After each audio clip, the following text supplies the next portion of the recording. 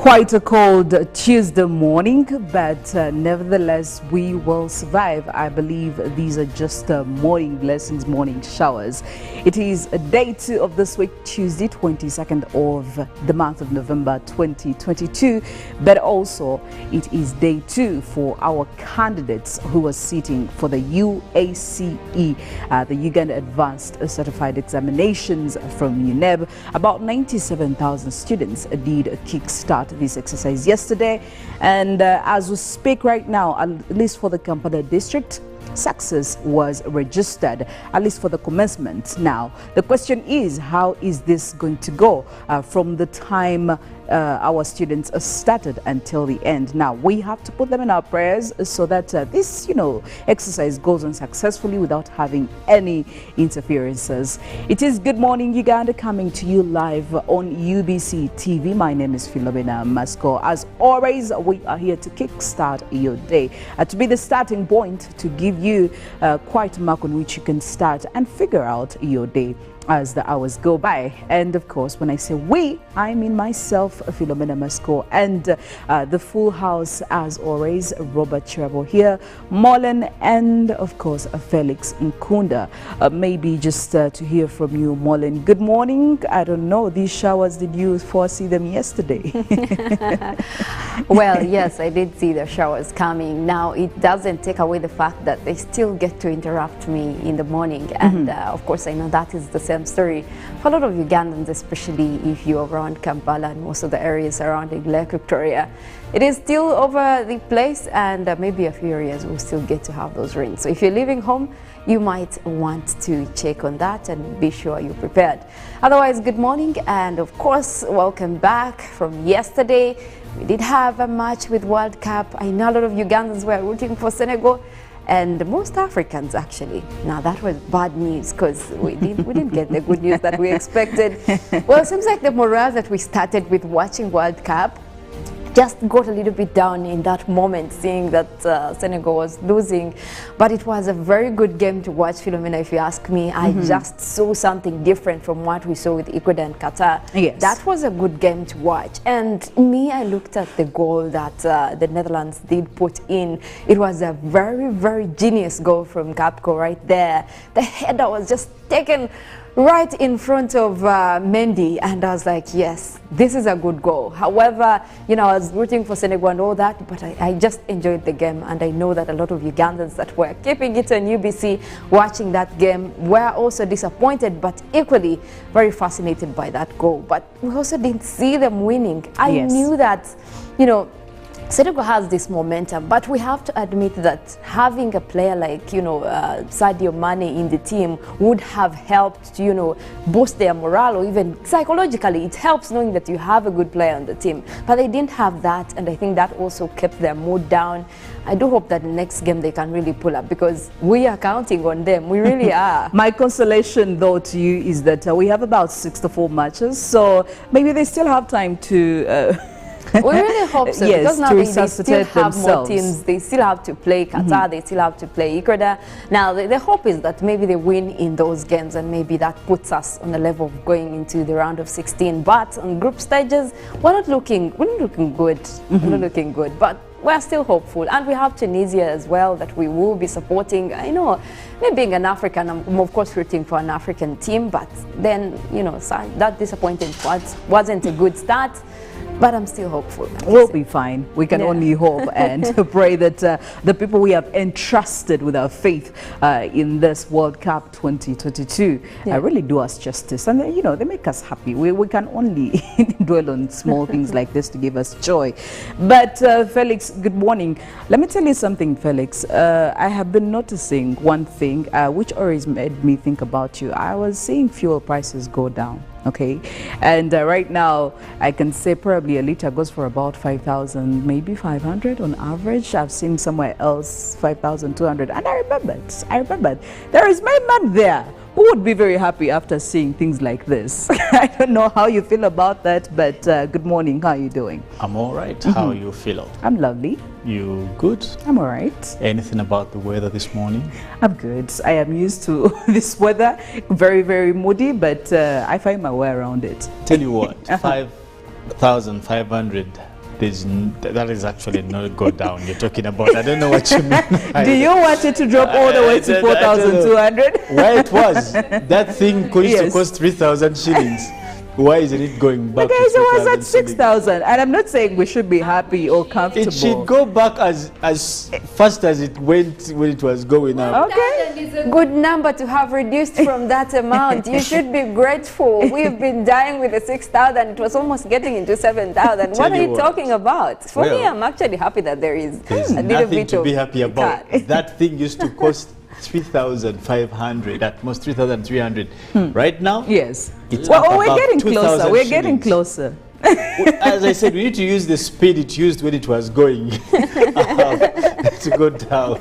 Anyway, well, it is a very chilly morning. Yes, it is. But this thing that has been baffling my mind, probably I'll ask all of you guys. This thing about relatives, in-laws. Like, must you be friends? Like, aren't you not allowed not to like some of these people or not even tangle with, like, must you be friends? Well, Philo, I don't know. No, there's nothing like, well, like honestly, I just don't get it. Dude, or lady, or who, we don't have to be friends like Yes. I married you, your sister, brother, whatever. I think you can just be diplomatic and courteous towards these people. You don't necessarily have Those to words be are so big, Philo. Diplomatic. with them. You greet them. Basic. That calls for a lot, man. Diplomacy calls for a lot. Courtesy is fair, but diplomatic. Okay, fine. You can just be courteous towards You know, they them. can be in your space and you suffocate, and then you have this other person keep on swinging them in. But anyway, it's a nice Tuesday, I must say. Yeah. Are you sure it's nice? I'm trying to make it nice. Well, I'm trying with everything I have. And I will come back to you. We need to know the But full that's a very story hard of topic, this. man. It's a very hard It's one, very I must tell you. complicated. Yeah, I know, because you know, there are certain blind spots in that topic, so navigating Things are around it just is a bit unbearable, complicated. But Robert, good morning. Do you? I would really love to hear from you. How are you doing? How are you feeling this Tuesday? I'm just like the weather. Oh, okay, you're chilly. Just like the weather. You're cold. These morning showers sometimes with our roads, you people. But I've already seen them, Felix. not in times of campaigns. Now, must I be friends with everyone? Must I be friends with every workmate? Felix, That's a pass. that's the first. You don't even Okay. Otherwise, to be very honest, Felix pointed out something fairly important. It's one of the Mostly to causes the of men, by the way. it's one of the causes of marriage breakups. Yeah. Some marriages have failed know why, because of in-laws, I must say.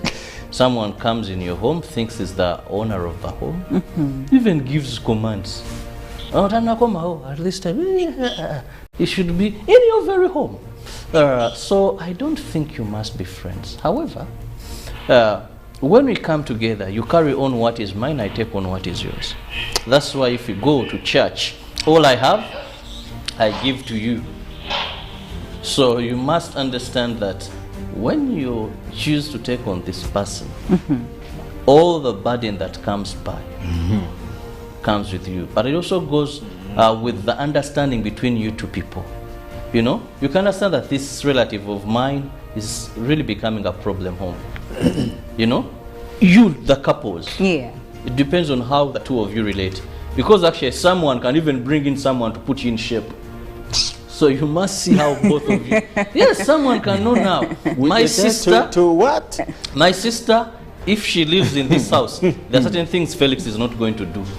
He will not return almost when it is morning on weekends, because she's there and Felix knows her temper and all this and all that to avoid. So the two of you must decide. I remember there was a family where the wife was speaking on everybody because for her she grew up in this extremely extended family. Yes. So she grew up with a lot of people, Muslim background, you know, there are many there around home. Now, the husband had grown up in a family where they are typically 4 children with a maid and the 2 parents. Okay. So this one was used to bring everybody home. Then the other one, by nature and how he grew up, he wasn't used to it at all. So all the time they kept on having problems. This guy comes home, so and so came to visit, so and so, and you know, he goes in that mood of keeping quiet, Rusirika. Until one said, but I think you guys should address this issue. Said, you know what? Bringing people here is something I don't like. That one was like, but for me, I grew up with people. I can't live without people. So at the end of the day, you must have an understanding. So these ones were frogs. The one that talked about it. So at the end of the day, you, the 2 of you, you can tell someone, I don't feel comfortable with this brother of yours. To be honest, he's your brother, but man, Robert, that depends who is saying. There's a species of human beings that their listening is very, very little when it comes to issues talking about their family members. But if the family member is going to become a problem, Felix, and trust me, to lead to that is you who sees it. But let me just give you one other, probably last quick question, Phil, if you may let me. Like, where does the buck stop when it comes to, and I asked this before, Robert, if you remember we had an argument about this, about blood and water. If you remember, I think some time ago. It's something that brings lots of conflict, time and again. Like, in relation to family, your family, and your other family, because also they are like these families, where do you stop? Like, where do you stop? And maybe I want to, maybe I can ask Mollen, who's keeping quiet. She's like, she's a class monitor in this topic. Because I'm just wondering. You're in shock? Yeah, because you seem to think that this is only on the men's side. It actually is on the ladies' side as well. That, you know? It could be your side. That is actually an issue in our family, you and I. And that is also something to think about. But in general, overall, I would want to think that once 2 people have decided to start a family of their own, they have to accept that there are these other families that also matter. Now, while you want to, keep a distance and have your own space, I think it's important to make them be aware of that, like in black and white. But don't just be there seated and like, let your mother. But even the family members, you're not okay with it. Say it. Even the family members, you don't leave that responsibility to me as a person who is married. I expect you as my mother, as my father, as a cousin to me, to understand that I have a family and you have to respect that. So we can't leave this, I mean, that's what should be done, but people have failed to master that. Felix, have you heard what I've heard? Felix. Anyway, it is Good Morning Uganda. No. This topic of family don't talk about it can always go on and on and on and with on. mothers? With mothers? I know where to take these gentlemen. I know where to take them. And now they were here shouting, but now that we brought in their mothers, exactly, like mothers, but you were the ones complaining. Yes. Do you know who raised me so you like me? So you like me. So you see where this conversation is going? Come on, guys. Don't talk about mother. She's the queen, the king. So why do you feel offended when the lady's family comes in? Yeah. Exactly. This attitude clearly is the one that's failing. It has been very crystal clear here whose problem it is. No one wants to adjust, but they expect the other side to adjust. Well, getting back to Good Morning Uganda, we're getting back to our stories, what's been happening. Clearly, it's been showing, statistics have been showing that when it comes to inflation, it has risen up to 10%. This is, of course, not really looking nice on our economy. Already, we are flexing with very many issues at hand. And how are we going to handle this? And what kind of implication does this have on a normal, ordinary Ugandan?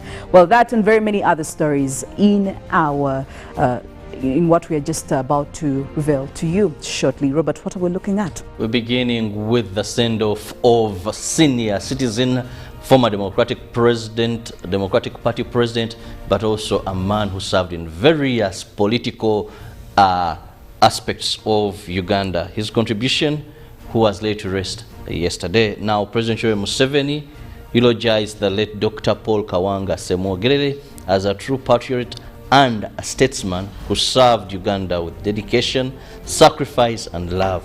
As early as 8 a.m., mourners from all walks of life had started taking up seats at the late Semogerere family playground in Ntalenkumba, Wachiso district, ahead of his last memorial service.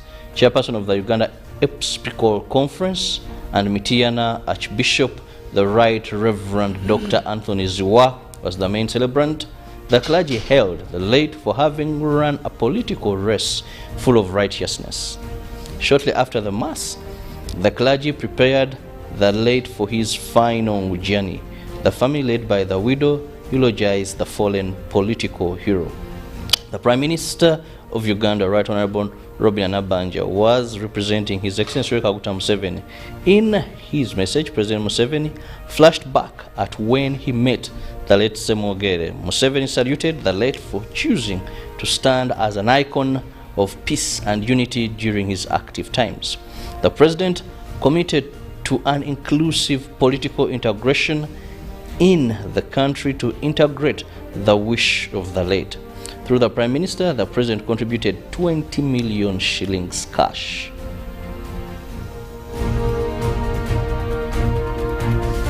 And now, matters to do with security. Uganda Prisons has put its staff on high alert to deter any form of prison escape during this period of a World Cup. Officers have been directed not to use phones while at work. Baine stated this while addressing press at Naguru Police Headquarters, where traffic police revealed 54 deaths were recorded in 6 days due to accidents. Uganda Traffic Police have registered 54 deaths and 306 victims arising from road accidents from the 13th of November to the 19th of November.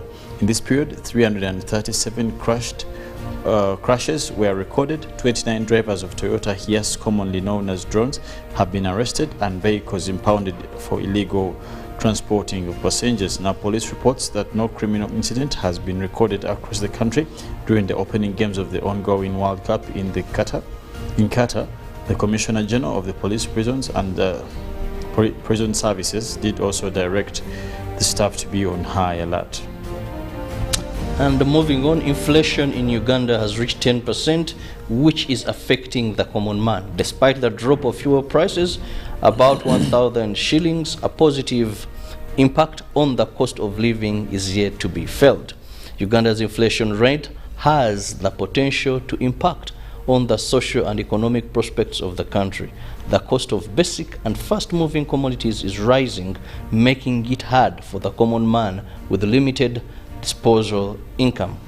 With a slight drop of fuel prices from over 6,000 to an average of 5,600 per litre of petrol or diesel, Uganda Bureau of Statistics hopes that fuel prices have peaked and the situation can only be better. However, the analysts propose a hand-on approach that includes reduction of liquidity in the economy and raising interest rates. Now, Kampala District has registered a successful start this year's Senior 6 examination with the arts students sitting economics and science students chemistry practicals. UBC TV visited some schools in the city which confessed to have received the examinations with a turn-up of all students.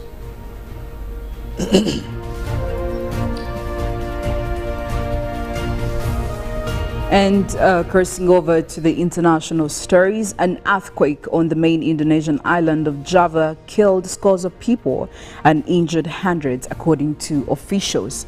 The 5.6 magnitude quake struck Cianjur town in West Java at a shallow depth of 10 kilometers, according to U.S. Geological Survey data. Scores of people were taken to hospital, with many treated outside. Rescuers have worked through the night to try to save others thought to still be trapped under collapsed buildings.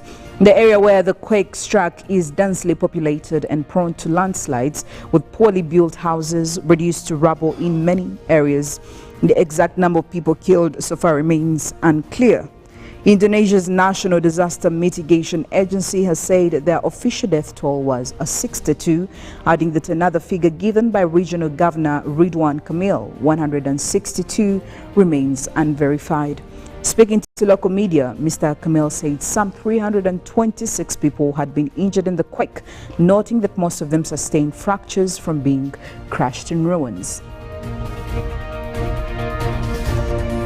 Now, Iran declined to sing the national anthem before the World Cup match with England in an apparent expression of support for anti-government protests in their home country.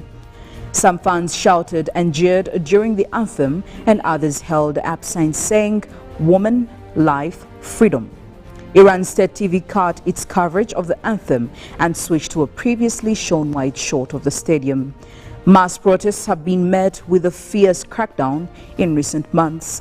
They have been sparked by the death in custody in September of Mahsa Amini, a 22-year-old woman who was detained by morality police for allegedly breaking the strict rules around head coverings. Human rights activists have said more than 400 protesters have been killed and 16,800 others arrested in a crackdown by Iran's security forces. Iran's leaders say the protests are riots orchestrated by the country's foreign enemies.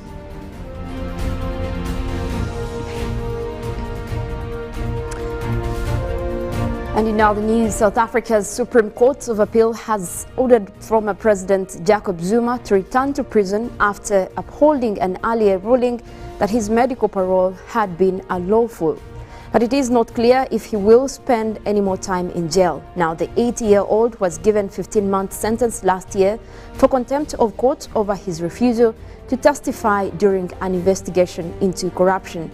His imprisonment prompted violent protests in KwaZulu-Natal province and other parts of South Africa that left more than 300 people dead. Zuma was released after 2 months in jail after his lawyers argued that he had undisclosed terminal illness.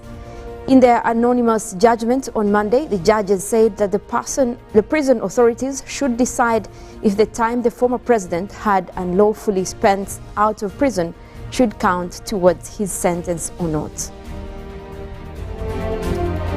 And in climate news, the UN Climate Summit agreed on Sunday to set up a loss and damage fund to support poorer countries being ravaged by climate impacts, overcoming decades of resistance from rich nations who contribute the bulk of the world's emissions.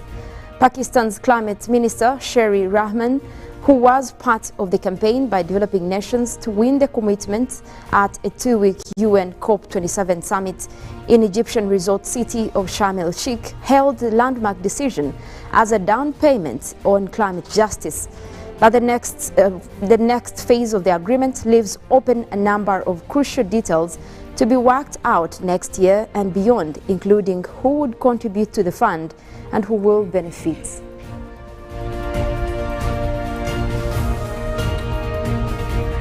Good morning, Uganda. Still going on right now, and in your every morning or everyday dose of your health, what are you doing this morning? What have you done that is quite beneficial for your health, both in the short and long term? Very important. Like my sister here said, your health must be paramount because you only live once, and also longevity is a gift from God. However, you have a role to play as far as being healthy. And here I come to you with some advice. Each of these bottles is just 1,500. Hallelujah ginger tea, hallelujah banana fruit drink juice, and hallelujah tamarind. Now what these do, they boost your immune system. You'll be healthy so that you can accomplish every task but also enjoy life to the fullest. So prioritize that. Make it your daily routine, at least any of these bottles every day. I guarantee you, you'll see the results. We're going in for a break. When we get back, we have a Good Morning Uganda newsreel queued up, and be ready to be part of the discussions we'll be having then.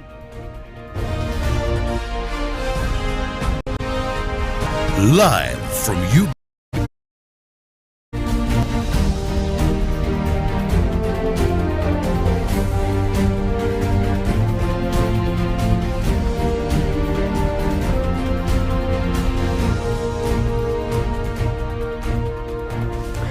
Quite a cold Tuesday morning, but nevertheless we will survive. I believe these are just morning blessings, morning showers.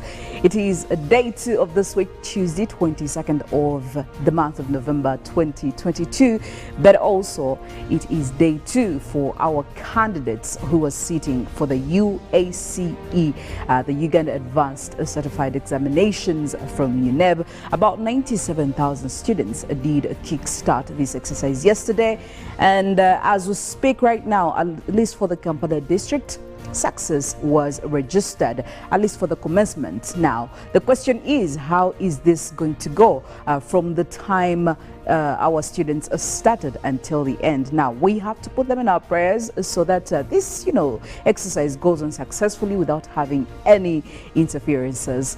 It is Good Morning Uganda, coming to you live on UBC TV. My name is Philomena. Mastiko. As always, we are here to kickstart your day, to be the starting point, to give you quite a mark on which you can start and figure out your day as the hours go by. And of course, when I say we, I mean myself, Philomena Mastiko, and the full house as always, Robert Kirabo here, Mollen, and of course Felix Nkunda.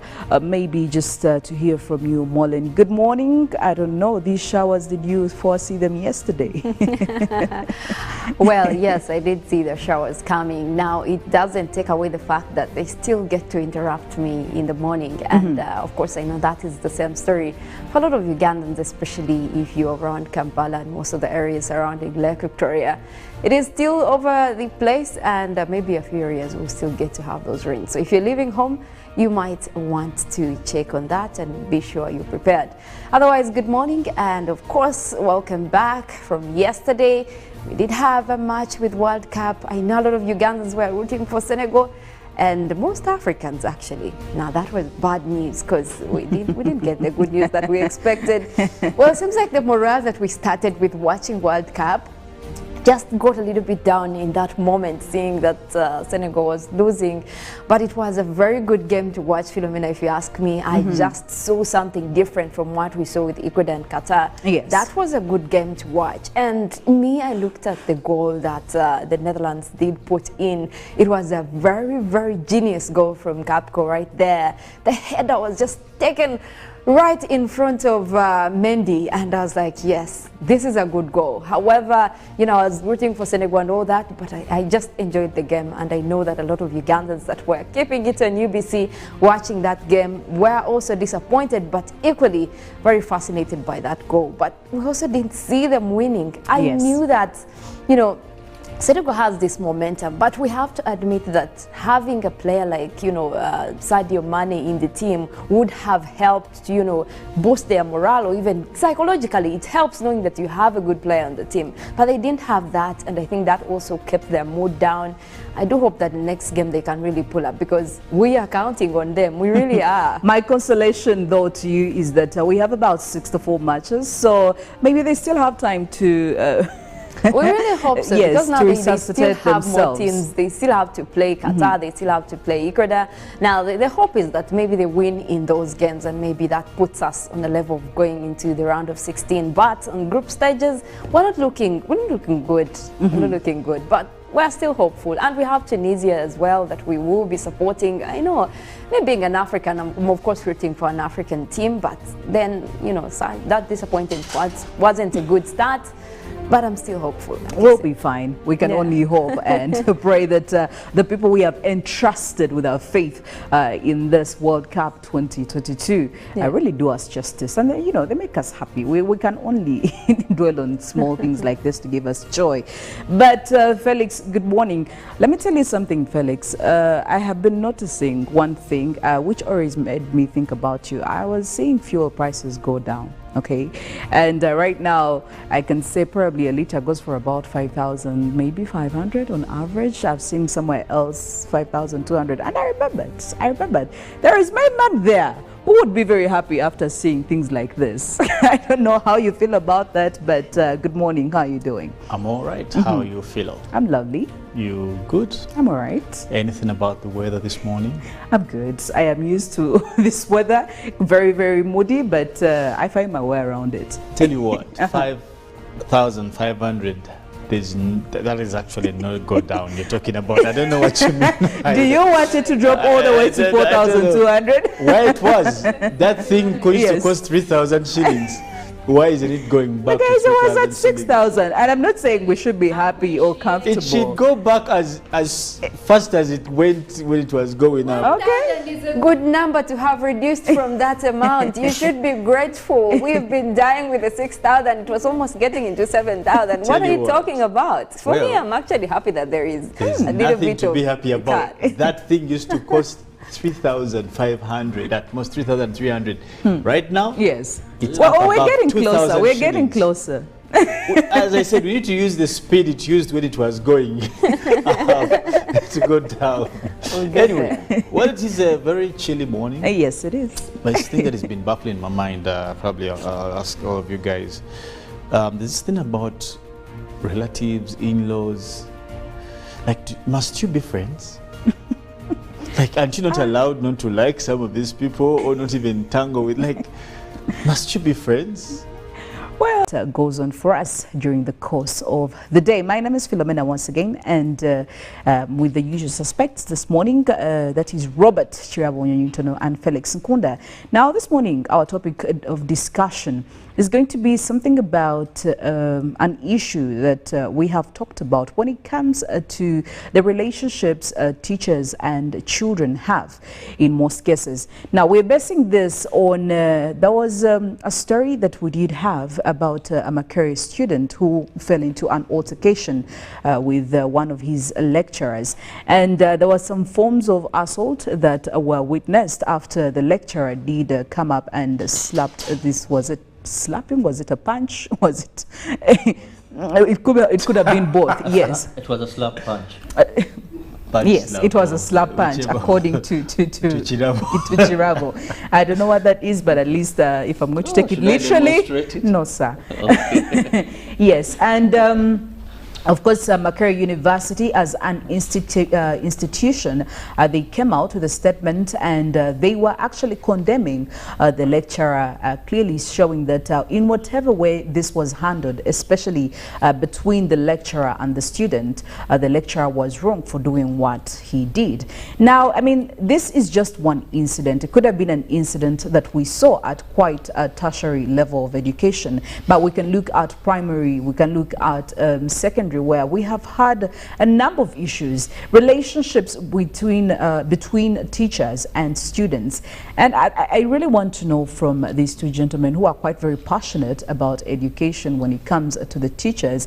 I usually hear Felix say quite a lot defending them because he knows, he has a picture of what they go through. But I know also that Robert over here quite sides with the students As because, a student. yeah, because he knows. Me, on the other hand, I try to look As at a parent. it probably as a parent. But yes, but just to hear from you, Felix, maybe, how much power do you think we give our teachers when it comes to punishing our children or even dealing with students accordingly?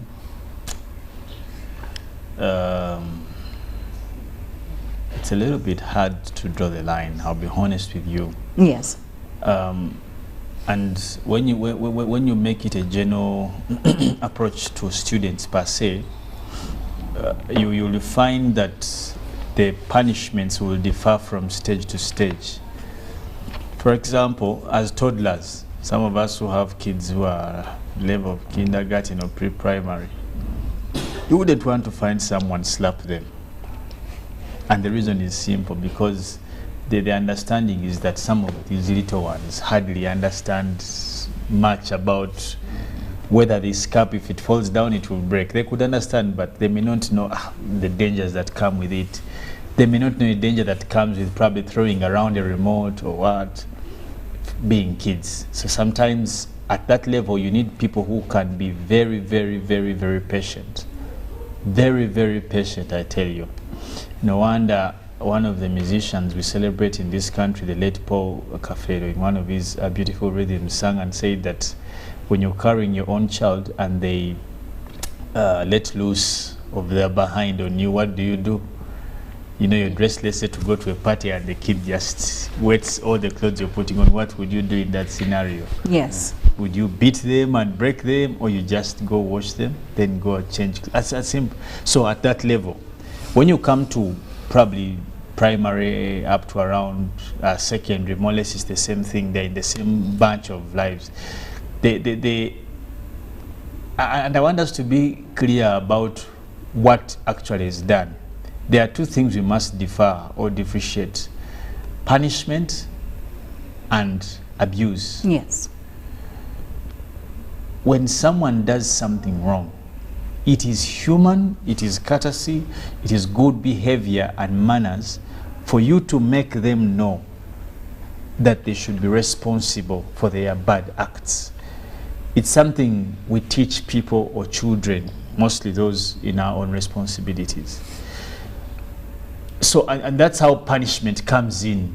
It's not a way of just enjoyment like many teachers do. Some teachers just enjoy to cane children. I remember some of the teachers we had, they would even, I don't know, be excited. They don't bust. The man comes with bamboo like 20. And actually, so it ceases to be. You've talked about bamboo, and it makes me ask my question. Why did these schools intentionally have bamboo? Of course, they had. Well, they had there was supposed yeah, that is the form of punishment they believed in. It was cutting the cost. It cuts the cost of those things are bought. If you don't have, you have to buy. So it is different. If you deal with punishment as a way of fostering responsibility, it is good. That a child is told, we have given you an assignment. For example, if you're given homework and you don't do it, you will be punished. In form of a cane, in form of making you pick rubbish. There are many punishments that we can use as teachers or what. But when you go up, above, for example, starting from about S5, I remember in S5 we used to study with people who are very old, by the way. Some of them were quite old. And now this person has beards like mine. Let's say I'm the teacher. The person I'm teaching, I'm just older than them, maybe by about 2, 3, 4 years. Yes. That in its own self, depending on the clientele or who you're dealing with, it changes the mode of punishment. It is, and those are some of the skills teachers and lecturers get through the processes of learning. How do you punish someone who's more or less your age mate? For example, some of us who are in academics, we teach people who are older than us. Personally, I've experienced this over the years. Almost all my classes, I've had people who are older than me. How do you deal with them?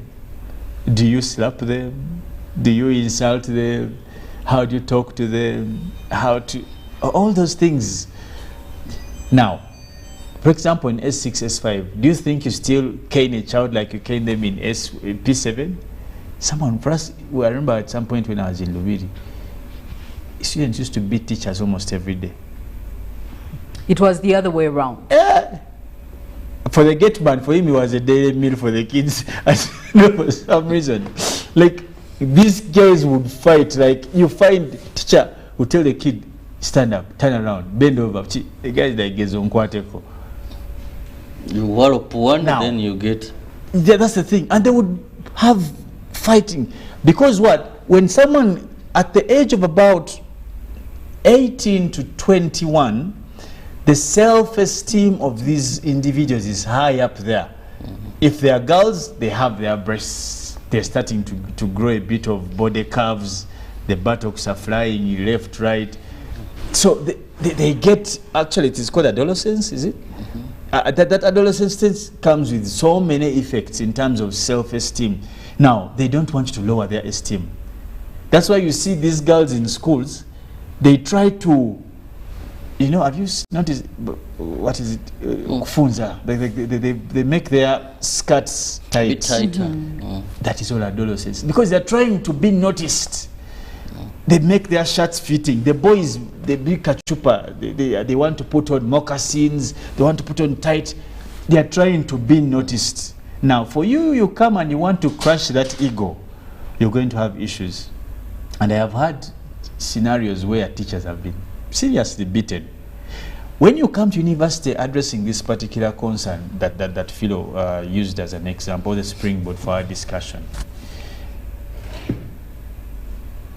when you stand before a class, it is only sensible for you as a lecturer or a teacher to first of all study the kind of people you're teaching. Study, because you see, that's what makes you a different person. Not because you're smart, you're bright or what, but you must have that seventh sense to study the room. You know, you'll find, and me have been, you'll find some tribes in this country are very bold people. I won't mention any tribe in particular. Someone will ask them, so what's your thought? And they also ask you, who's teaching now? I have been in personally, if you want my personal experience, yes. How do you deal with such? Do you get offended? Do you laugh it off? Do you pay? Like, how do you? You must study the mood. Now, the scenario where a lecturer is exchanging with, we have all been at university, we have all been taught. There have those moments where you thought there are these bad lecturers, people say are bad, others are strict. You must study the mood. Yes. You cannot slap a university student. It's not called for. It's not called for. Because there are many other ways you could do that. So I think for me that was overstretched and... Well, I'm going to... It wasn't professional. Yes, but I'm still going to revert to that same situation just to like really drive the point that I want us to understand. This same lecturer, there were reports that there were several other students. It seems to have been like a pattern because quite a number of other students had forwarded him and reported him for this kind of behavior. Now, the key word here is pattern, and people have been reporting him, students have reported him on several occasions, multiple occasions, and nothing has been done about that. But now that goes to tell you that there is quite a very serious problem in the system, because if I have reported on several occasions the same incident about the same person to the same authorities who I would believe have to come through and start investigations, and it was until this video went viral that Makerere University came out to give a statement, and they launched investigations into all that. The question here is that what if the video didn't go viral? What if somebody didn't record this and put it out there? Would we have seen this justice? And it makes me want also maybe to hear from you, Robert. Do you think when we look at all these education institutions, especially at the tertiary level, or maybe even at all levels, are there instituted processes to protect students from occurrences like this? And maybe later on we'll be looking if also we have processes that are there to protect the teachers, because like you know, Felix over here said, there are some students who will really just bundle you up and beat the crazy out of you. But do we have processes in the system that protect students, especially from behavior of lecturers like this? Because ideally these are the people they look up to. These are their academic guidances. These are their rather guides. These are their I mean, they're people you look up to. That is why they're teaching you anyway in the first place. So do we protect students enough? Well, thank you, Philo, and of course Felix gave a very good elaborate discussion and very valid points on punishment. Yeah. That we should differentiate between punishment and abuse. You can't slap someone at the university level and at the back of your mind unless you're insane and you have a Tabika case and you think that is punishment. First, that is assault. Because again, if you're insane and you're still teaching, there is a problem. There's a problem. Yes. Because even if someone took you on, there's a criminal case there. Slapping someone, you know, it may not be abbreviated or what, but you've assaulted someone. Yes. It's abuse of someone's rights. If you are to go to school, I would even term that, if I wanted to, like corporal punishment that was banned in schools long time ago. But talking about protection of students, one, we must understand that in this discussion, there's someone who is vulnerable. By nature or by our culture, we tend to think that students or children don't have rights. That's why even when activists came up and were so much pushing for the rights of children, you heard how many people came up and said, this is a foreign thing, they have come to spoil our kids. Today a person will have a spoiled child and they will tell you, meaning children rights, children rights. Yet I don't want to believe it is that. When you look at the schools we have here, very few, if any, have any mechanisms that can protect a child from a teacher or a lecturer. Yes. Remember all our schools you went to, where would you argue with a teacher, Phil? I mean, would you have a moment where maybe there's a disciplinary committee where they bring a teacher and a student to argue out? You could, it could never be your word against the teacher's word. Whatever the teacher would say would be final, and that is it.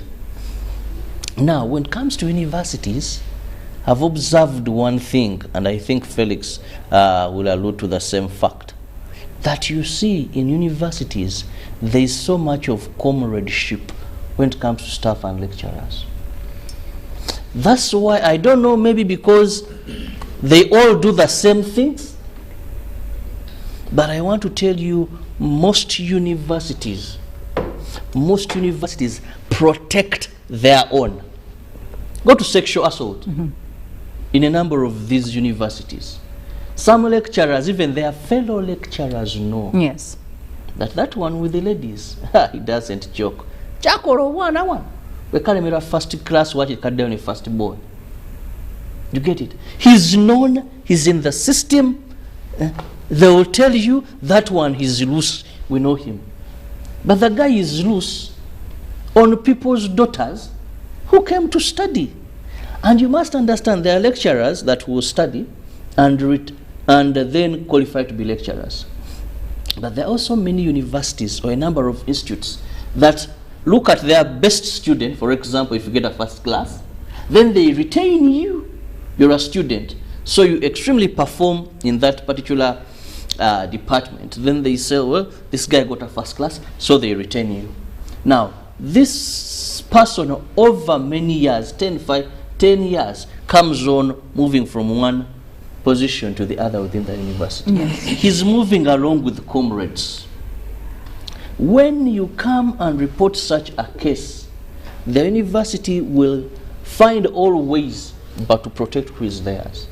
We talk about the guild, that yes, there's a guild council. Yes. We have this body that brings together students in our institutions of learning. I think it's the Uganda National Council. It consists of students. But all of these may not be very effective. And remember, they also go with the university. You know, there isn't one common standard of universities in this country. That's why I'll tell you that at Makerere, someone may dress the way they want. Yeah? Yes. Do certain things. When you go to Uganda Christian University, or is it IIU? IIU, that Yes. for the Muslims. Yes. It's really different. So there is no specific way of doing things. When you go to KIU, that is also another thing.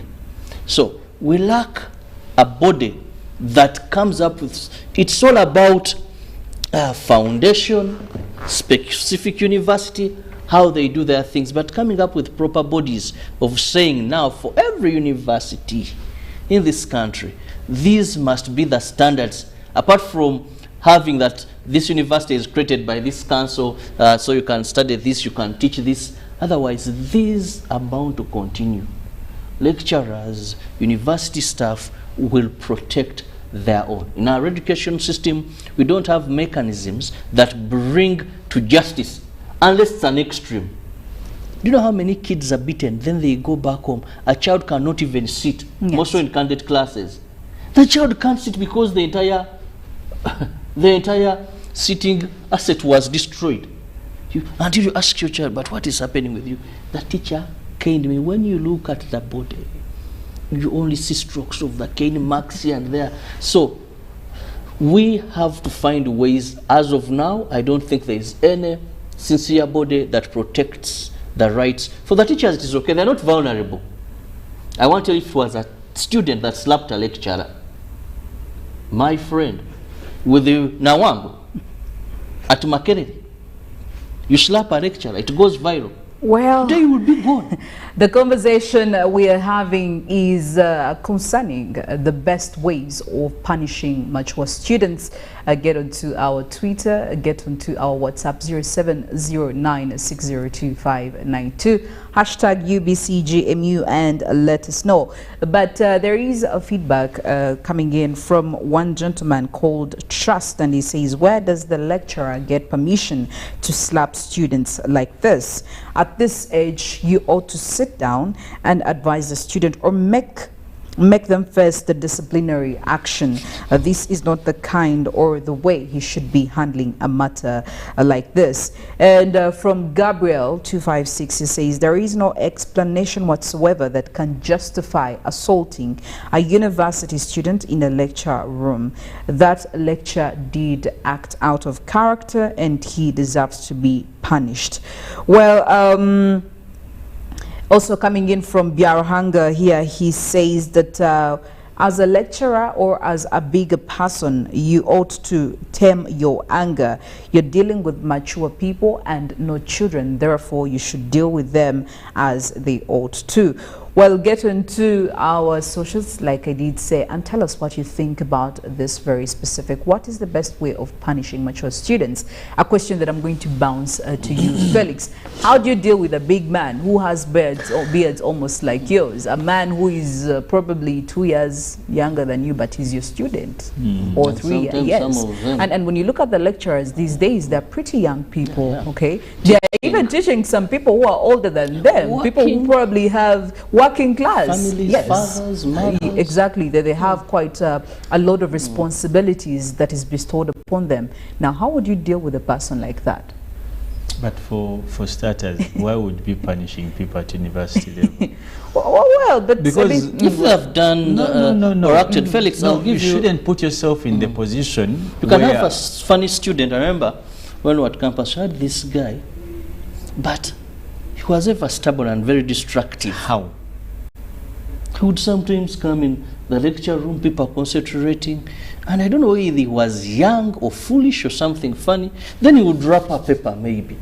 Then he hits someone.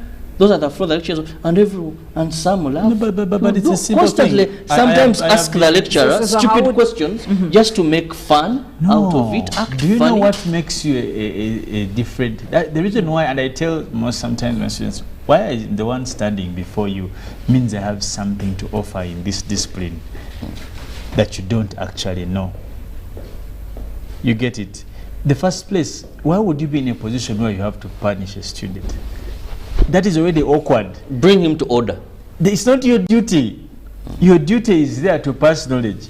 Once you do that, the rest is not yours. Because what are you going to put right in a 40-year-old? These people are not here to get moral support or moral order or what. No. And for me, that's been my message to my colleagues. Just do your part. It's as simple as that. Because at the end of the day, we can only evaluate you upon what you've been able to execute, not how many people you've disciplined. You get the point? If scenarios like that, Robert talked about someone, it's a simple thing. Get out of my class. That's the most common one I've seen. For me, and I don't waste time. If you can't do that, I'll get out. I have supervisors. I just address that with them, and that's it. Why would I even get to the point of exchanging with the students? I don't have time for that. I'm here on a simple mission to pass knowledge. I know, because that's how they evaluate me as an institution. Yes. I come in. If I'm going to be talking about law, if I'm going to be talking about management, if I'm going to be talking about corporate governance, I'll start. If you have questions in relation to what I'm teaching, good. I will come, we discuss. But at the point where I see there's a conflict, if it's a conflict of knowledge, I'm interested. Because both of us will either learn, we can agree to disagree, because some of us who do research, there are very many theories. For example, when you go to the doctrines of law, there are many theories by many proponents. You can argue about a case precedent that is academic. But once it goes to issues of being personal, if imagine, and I've had a time where a student personally spoke about my appearance. You talked about what? My appearance, I think they thought I had Lugezi, so they said, "Fana no kuba with." Now, at that point and I was very, but I'm like, okay, so I think we shall address that later. So you either choose to stay and look this Lugezi person, or you can get out and we shall have that. It's very, you don't want to have an exchange in front of. Yeah. So you're saying that there has to be a bigger person in the picture, and you must be, yes. actually the right word, Philo, is professional. Professional, yes. You must be professional. And this is what we tell our colleagues, and those things happen how? Akakamanyiro. Lecturers, kwemanyiza students. Babakwana. Those are the scenarios.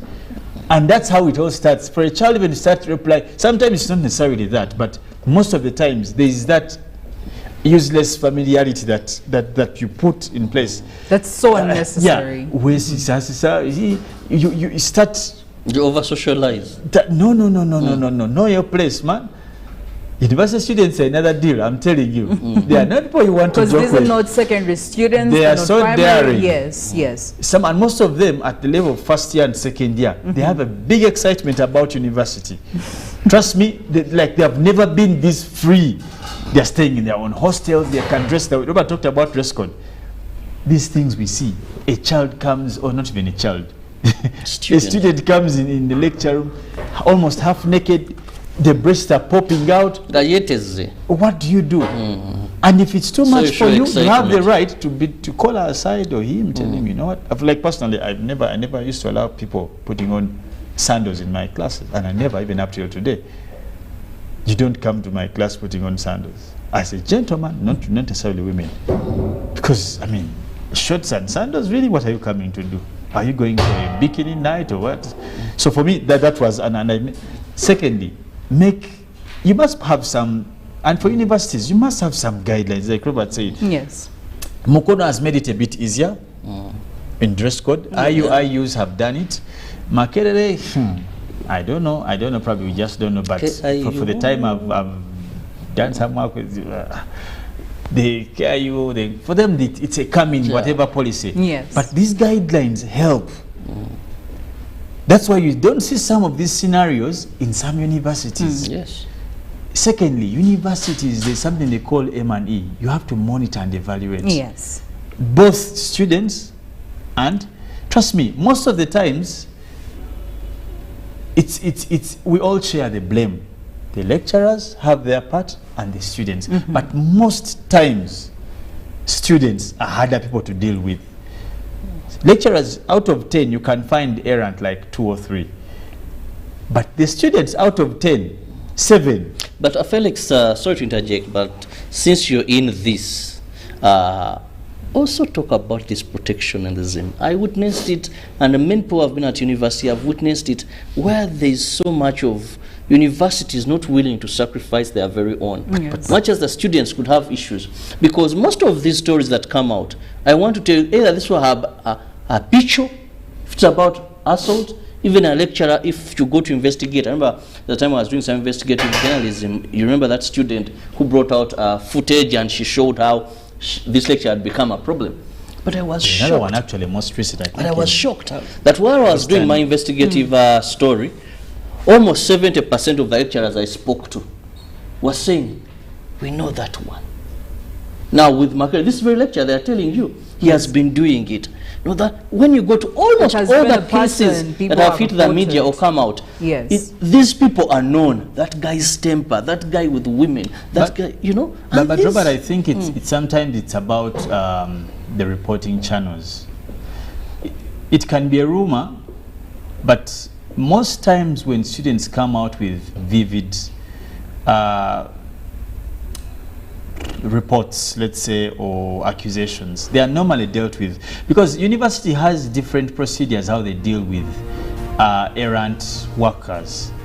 And sometimes it's not, you may not know, but there are disciplinary committees. Sometimes then how you fire someone, there are warnings, there are all these things. And they happen, by the way, they happen. Sometimes they happen, sometimes they don't, because of what you call comradeship. But most of the times, I know for a fact, I have worked at institutions like the YMCAs of this world. I've worked with That is UMI. very principled. You know, UMI, I've worked with Makere as well. But these things happen. They're normally those channels. And lecturers have lost jobs, so it never comes to the media. Many of them, memos are passed almost every semester that lecturers who are found in relationships with students, lecturers who are, they are fired. That one I know for a fact, but sometimes, because we don't love processes, some of us, we love to hear, but the normal processes are because, for example, the HR manual has how to handle. In terms of, you know, the warnings, what. But also the most tricky thing is this at university, Philo. Sometimes the issue of morality and the law. There's a Kirabo, lecturer Kirabo, who wants Philomena Mastiko. But Philomena is an adult. Yes. And Kirabo is an adult. It could be immoral. But when they're sometimes it is hard for you to draw a line. You understand? But because of the issue of adulthood, where do you draw the line? Most people in universities are over the age of 18. It becomes hard. And sometimes, most times, you guys don't want to talk about this. Students lure lecturers in these relationships. Talked about it's the truth. It's the truth. It actually I know those cases as well. That students have lured lecturers into some of this because of the same benefits lecturers also come to them with. I know girls. No, but it's not common with women. Women lecturers is not common. To what are your questions? With. No, they are serious. They don't go with it. But these women, these girls normally come. Choka, Mr. Even they call him Mr. Bob. In fact, they call him Sir Bob. In the paper, and these Bobs of this world starts laughing. In Uganda, they call it market. So. It's a win-win. What is the best way of handling mature students? Guess what? To our social media on Twitter and let us know what would be the ideal way to handle cases like this, especially if you're dealing with quite old, or I don't know if I should call them mature, because mature has some of them are working. Mature people. And the hardest group. Actually, I'd rather give me a baby class and I play with the toddlers. That's it from our discussion this morning. We're going for a break. When we get back, we'll be looking at the big stories in our dailies, New Vision Daily Monitor, and of course the Daily Nation. We'll be back.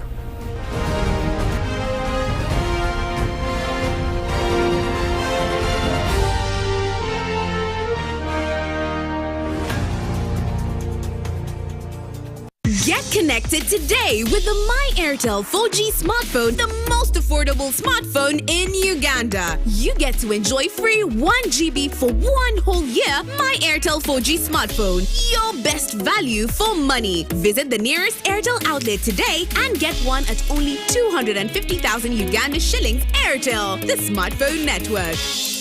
The Tales of Kasozi, brought to you by Uganda Communications Commission. Hello? Hello? This is Kasozi. How can I help you? Hey, Kasozi, my brother. Long time. We last met when we were at campus. It's been a while, but you are the person I'm looking for. Campus? Really? Hey, you don't remember me? Okay, so how can I help you? I'm stuck in Gulu making millions, and I need to urgently send money to my sick mother. But I can't find any mobile money agent near me. I've sent the money to your phone, as you can see the message. It might take a few minutes to come through, but I urgently need you to send the money to my mother. Let me send you her number, and you send it to her chap. My friend, I'm afraid your mom is going to die. What? Because I don't know you, I never went to campus, and I'm also in Gulu. So can we meet at CPS, we talk about it? Stay tuned for what Kasozi does next. Tofera. Refrain from unnecessary engagements with strangers over the phone. This message is powered by the Uganda Communications Commission.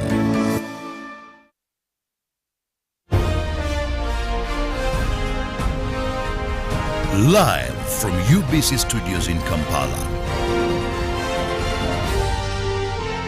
This is Good Morning Uganda.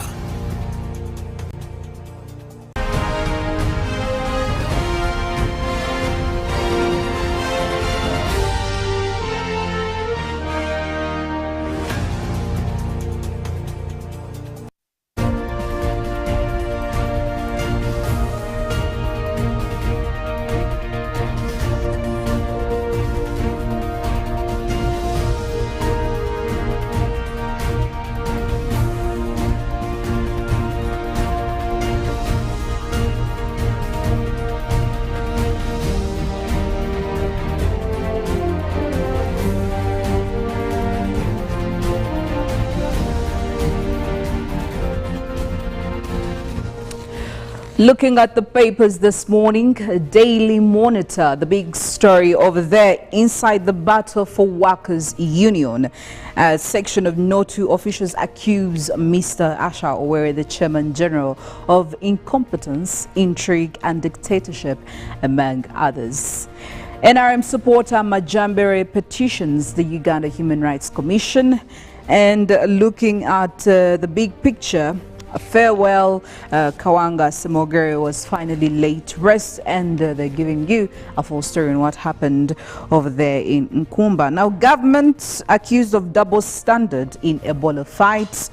Again, another interesting story you need to look out for.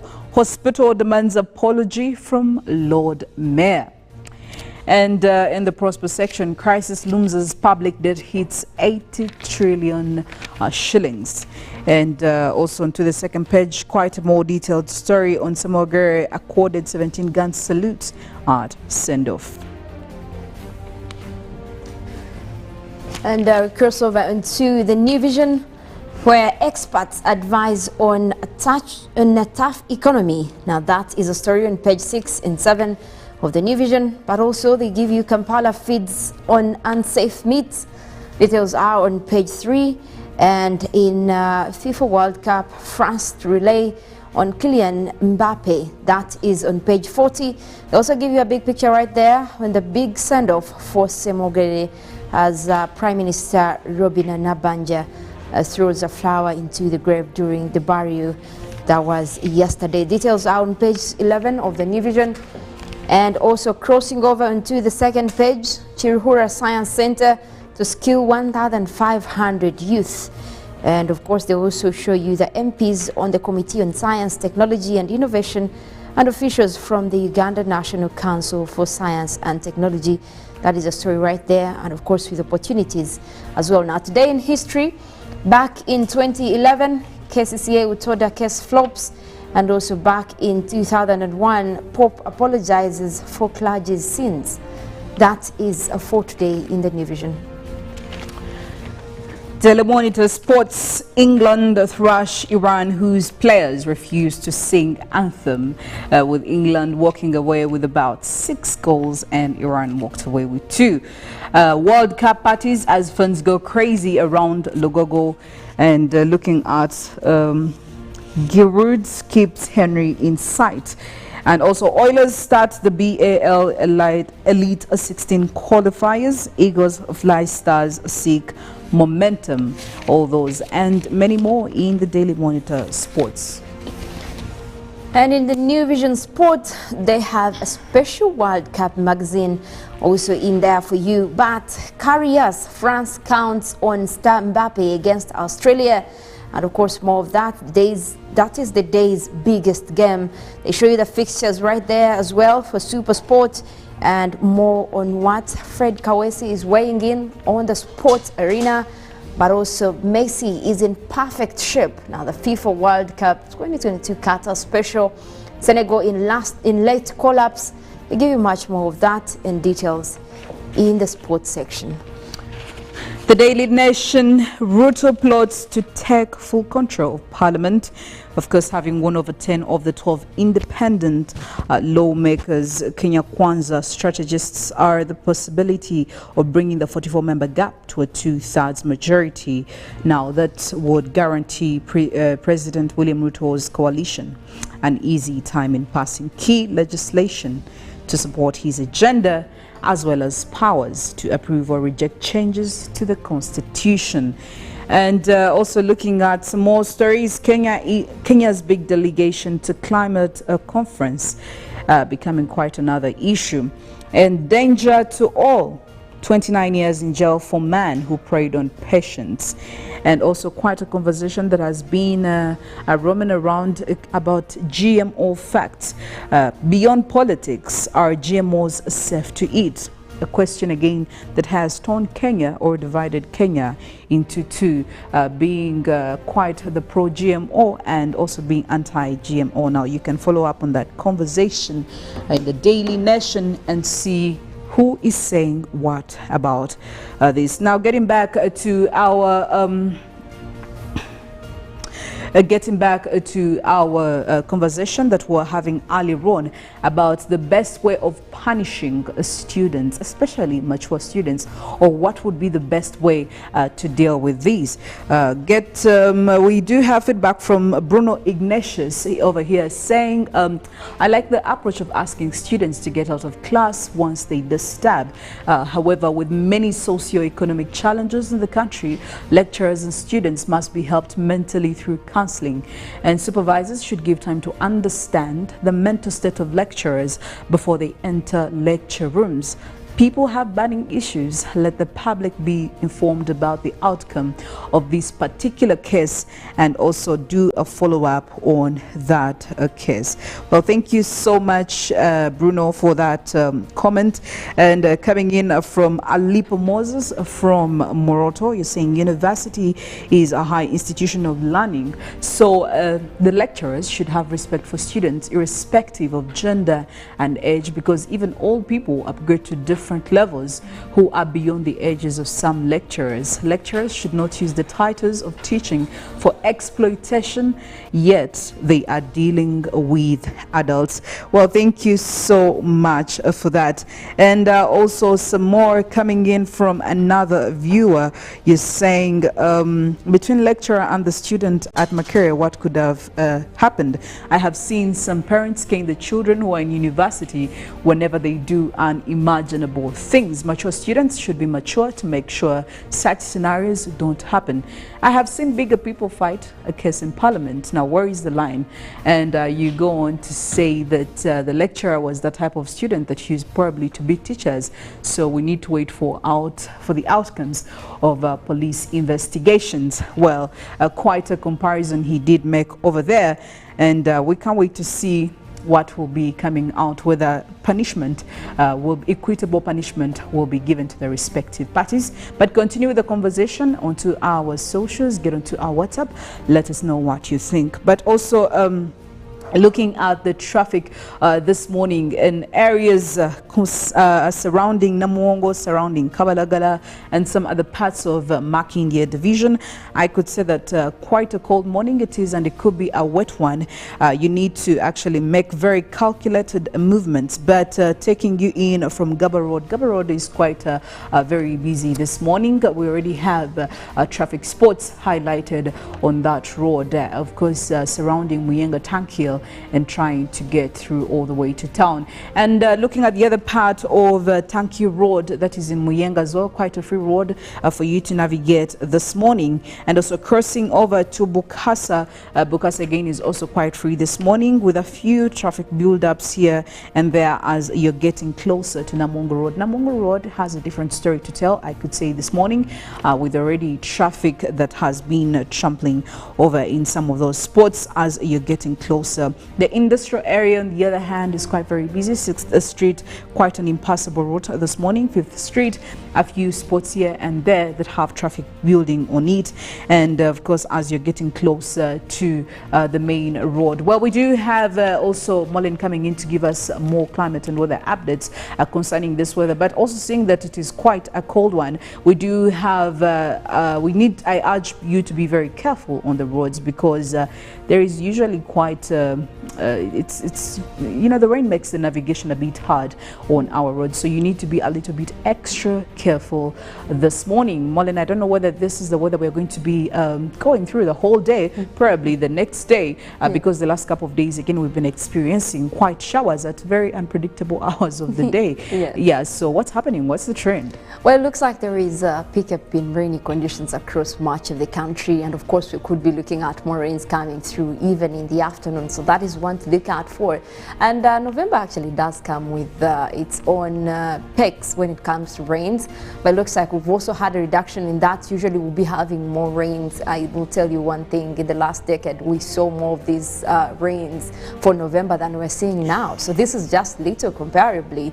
But again, we're also looking at possibility of having these rains cross over into December. Now the seasonal forecast is out, that is in terms of what we do expect for December and November, and of course still showing possibility of rainy conditions. So I will say this, and as now we're heading towards Thanksgiving into Christmas, yes, you can expect to have those rains somewhere somehow, especially for areas that are around Lake Victoria, Mount Elgon, Western Uganda. We have that continuation in wet weather activities. Well, if I were you right now, I would really invest in that umbrella, in that sweater, in the jacket, in whatever way you can keep yourself warm, because it's ideal. And when the weather department speaks, you listen. I will leave it at that. Have a wonderful Tuesday, and I leave you to Mollen to give you more details. I'm Philomena, Mastiko.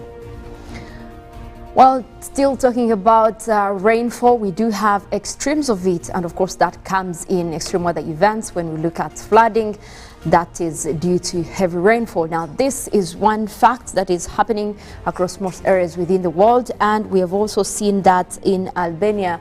That is when it comes to the rains. This was a rainy system that did start off over the weekend into Monday, and so far they have reported a death toll of 2 people who have died from this heavy flooding, and of course that was as their car was swept in the river. Now, that is in the northern part of the country.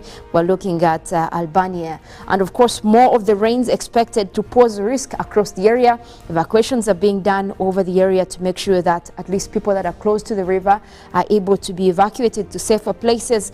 But again, you also look at the fact that this area has been having rains for this time of the year.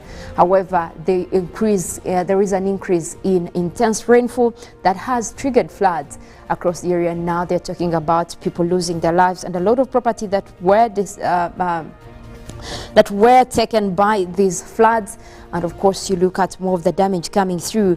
Now, police in the area and the local authorities are urging communities to be aware of this and of course prepare accordingly for possibility of more evacuation. Quite a huge flood right there. You can see some of the areas that were submerged due to this flooding, and of course the heavy rains that continued across the area. That is Albania in the northern part of the country. But also looking more at what is happening across the world, we're looking at more natural disasters also posing a threat. And of course at this point we're also looking at distractions, especially when it comes to natural disasters like earthquakes. This morning we were getting a story on what is happening across most areas of Indonesia, where we have seen an earthquake, and of course now this did actually trigger a landslide across the area. A lot of homes still buried in this area due to the landslide that was from the earthquake. Now this was a 5.6 magnitude earthquake. Now this is the kind of earthquake that would actually take down even the heaviest of buildings, but mostly affecting areas within a steepy kind of region. And that is what we're looking at, especially coming in from Cianjur, Western Java province of Indonesia. So far, the official number confirmed of the people who have died from this is 62. Now, there is another number that local authorities are putting up, that is at least 162 people who have been injured, and still that could mean that even a few of those are dead in that number. So we're yet to determine how many people have died from this extreme event. Now also, that was the mountainous area of Indonesia, which is most populous province actually. That means that people are already panicking. Those who weren't there are not allowed to get to the site because there's still possibility that another earthquake could actually be on its way. And of course now there is only search and rescue, trying to see whether some people are still alive in the area, but it is really looking bad. A lot of injuries, over 100 people in hospital due to this earthquake. And of course they are looking at many fatalities that were caused by falling buildings. Also, according to Indonesia's Meteorology and Geophysical Agency, they're looking at more of this possibility of happening across the area even right now. Now, in their assessment, they were showing more of the makeshift tents and others that were hooked due to a facility that has been put up to make sure they help with the residents in the area, especially those that have sustained injuries. And everything collapsed beneath the area as some of the people are trying to also explain their situation on ground. Now, it's not a good look, and of course we look at more of these natural events events continuing to happen, the instability in the earth system, and of course that is bringing up more of these natural events coming across, especially if you look at areas that have been prone to these earthquakes. And of course more to that would be things like volcanic eruption. Talking of which, we've also had quite an alert that is coming through for the possibility of a volcanic eruption. Now this is across Russia. They are showing a possibility of one of the active volcanoes that is likely to erupt just in the coming months. Now, this is one of those areas that they have looked at as being prone to eruption. Now, the volcano has been active for quite a while. The last time it actually erupted was 15 years ago. And now geologists are warning Russia and saying that they need to pay attention to this volcano for its possibility of erupting. This could be a catastrophic event, especially if they do not start to evacuate people from the area. They could be looking at more of fatalities, and maybe that could be also one of those disasters to look at. Now, this is particularly for the Kamchatka Peninsula in Russia's far east. That is the area that has been put under alert. And of course also coming in from NASA. That image is actually one coming in from NASA, showing the extent of this volcano and the possibility of how it could actually erupt. Now, scientists are on ground to ascertain the area, but they have also drawn their circles already, which they are calling the Earth's ring of fire. Now, this is actually home to 29 active volcanoes, 29 in general, forming this ring of fire that they are now saying it could be so catastrophic they need to start evacuating people. Now, the good part is that this area is sparsely populated, and most of it is actually covered by forests, so it poses a little risk to the local people. But either way, these have to be evacuated from the area to make sure that people are safe and they are out of harm's way, and that is something that is still on red alert. And also this has prompted Russia to so far also put an alert on the aircraft in the area, also across Russia, to ascertain the damage from aerospace and see what the geologists are telling them. That is one to actually look out for. We'll follow up on that story. Now, we're still talking post COP27, and of course some of the decisions that were made in Egypt do show that countries are willing to make commitments towards moving towards renewable energy. But again, coming in from China, we did not see much commitment from the Chinese side, although now numbers that are coming up are showing that their emissions have declined. Now, that could be attributed to a lot of things. They have also, had cuts when it comes to travels. That means that maybe that also attributed to the fact that they have low emissions coming up. At least it has reduced 10% from what was there before COVID-19. That is a good number to look at. However, they are not addressing how they're willing to cut emissions, especially the fact that we look at China still using more of fossil fuels, and they have not made commitments towards renewable energy. That is one thing to look at, and they are the biggest polluters in the world. So that poses a huge question, because if you're in a stage like that, you need to be making commitments. And I think these are some of the issues that were not tackled at COP27. We're still looking at the root cause of these emissions. And right now, the numbers that we're seeing from China coming through, even then, they are proud that, yes, there is a 10% cut, but they have not stopped polluting. They have not moved completely. They have not made a transformation from fossil fuel to renewable energy.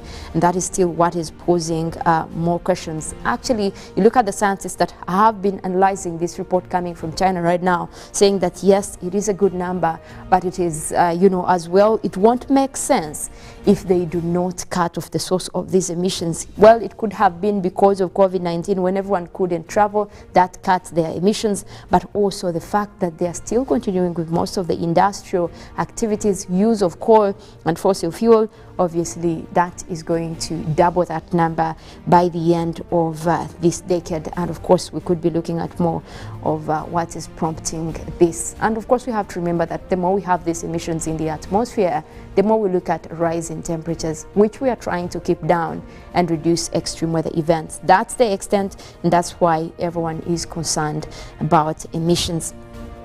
We'll also want to come back home here and take a look at what is happening across the country. We'll be tapping in from our satellites, that is the UMITS satellites over Africa, and of course specifically for Uganda. We did start off with a little bit of rainy weather this morning across areas within the Lake Victoria Basin. That was giving us a little bit of rains across parts of Kampala, Wakiso, as well as Entebbe. We are looking at more rainy systems also extending towards the western part of Lake Victoria. But first, let's take a look at the forecast that is coming in from the Uganda National Meteorological Authority. Take a look at those numbers as well for this morning. We do expect to have at least a very cold morning for areas around Lake Victoria.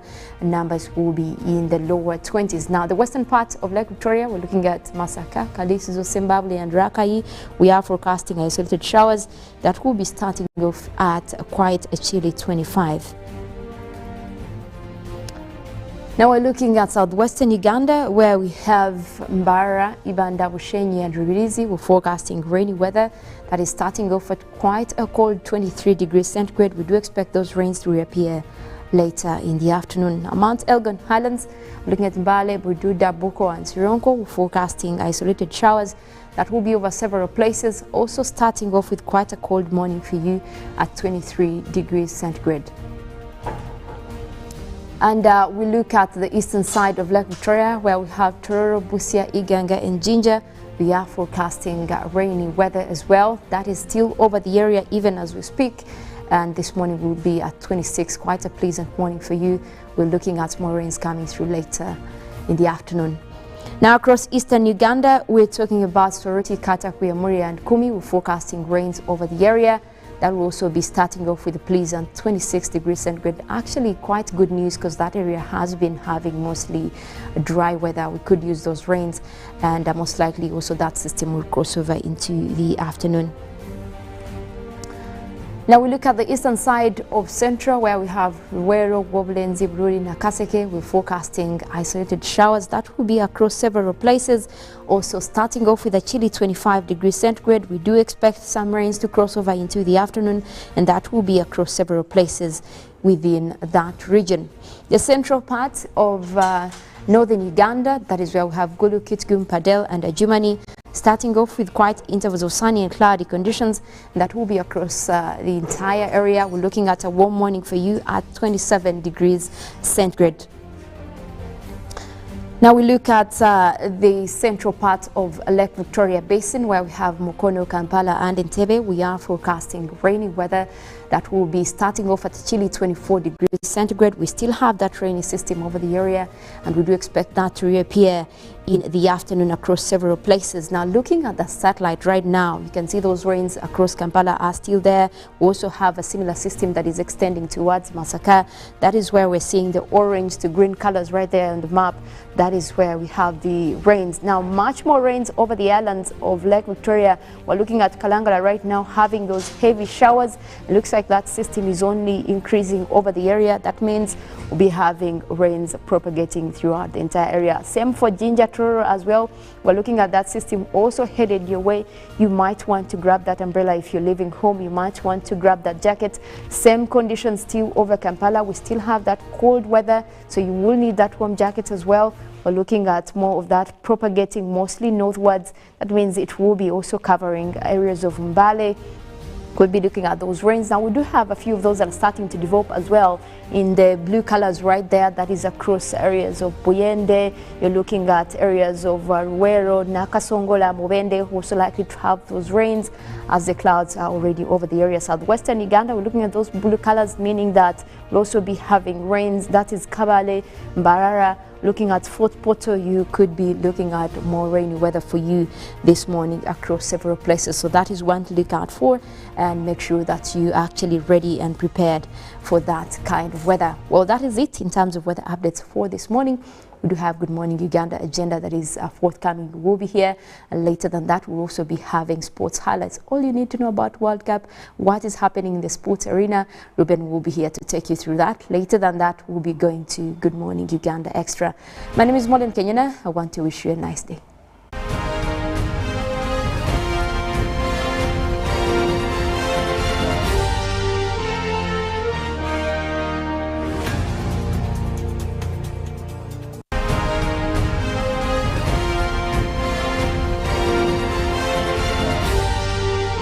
This is Good Morning Uganda. Pick of the day on UBC.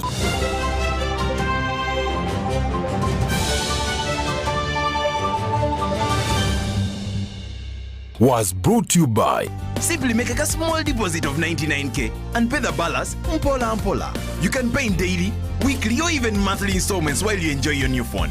So what are you doing today? Visit any MTN shop near you and get the MTN cupboard. That's super easy.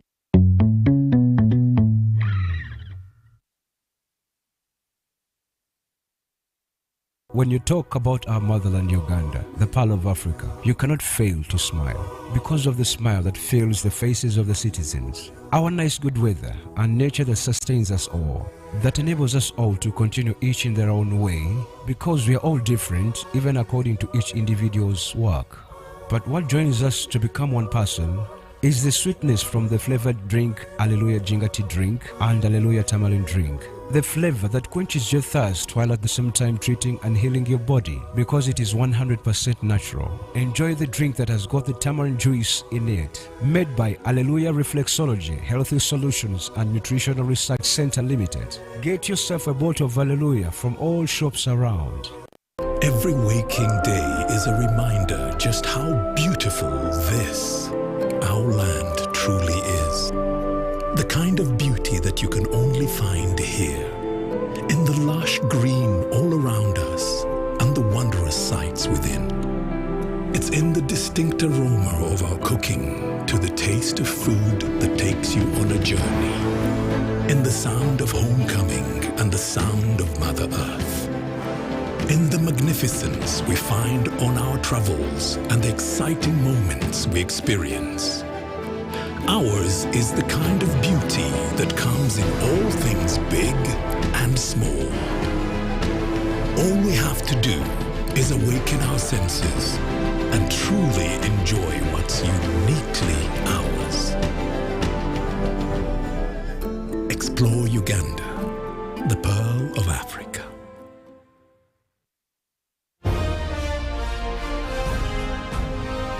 Live from Now Avenue in UBC Studios. This is Good Morning Uganda.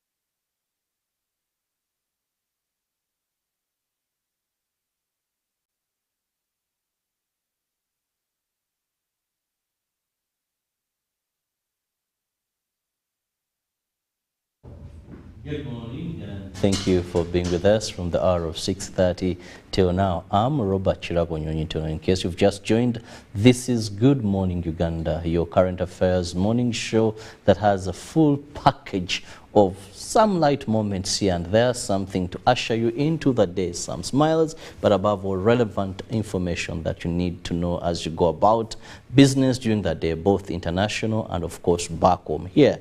Now, in this special segment, Good Morning Uganda Agenda, we have a guest, and you're able to be part of the topic of discussion by simply using our various social media platforms. I know it's a cold morning, very chilly, some places it's still rainy, but we know it's a rainy season. And rainfall should therefore not be an excuse, because we know we have two rain seasons in Uganda. We have the March to May, then we have the August to December. So, yes, you can't tell your boss I'm late because you know it's now time for raining. You just have to prepare yourself to be able to do whatever you're supposed to. But I also sympathize with some of the people given the nature of our roads and all those complications.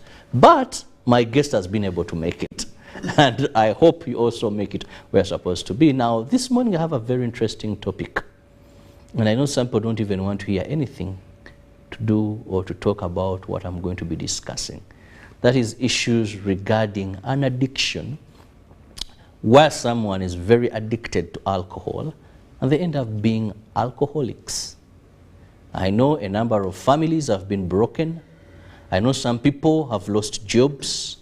Others have lost body parts.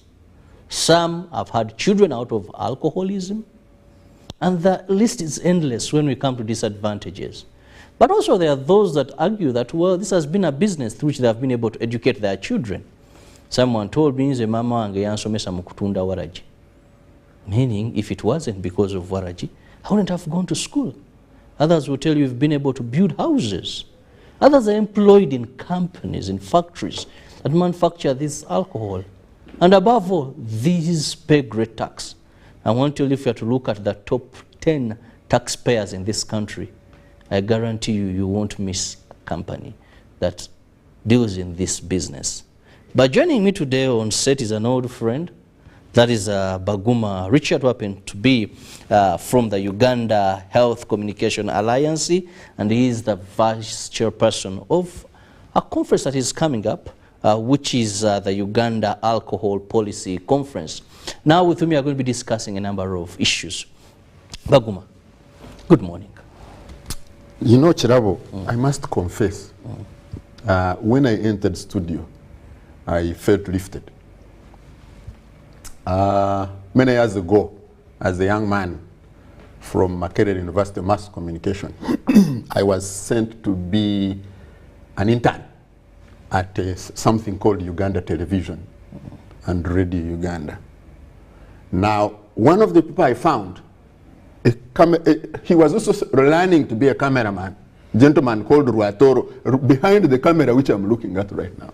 It's very exciting to find old friends, and the memories flooded back. So I'm happy to be back home, Kirabo. I'm very happy to be back home, to be on a set of a UBC, whose concept I actually helped, contributed to. And of course, also in my journalism lifetime, I remember when you were telling us some time back with these media workshops, said, well, this man talks so much about responsibility, responsive communication, responsive journalism.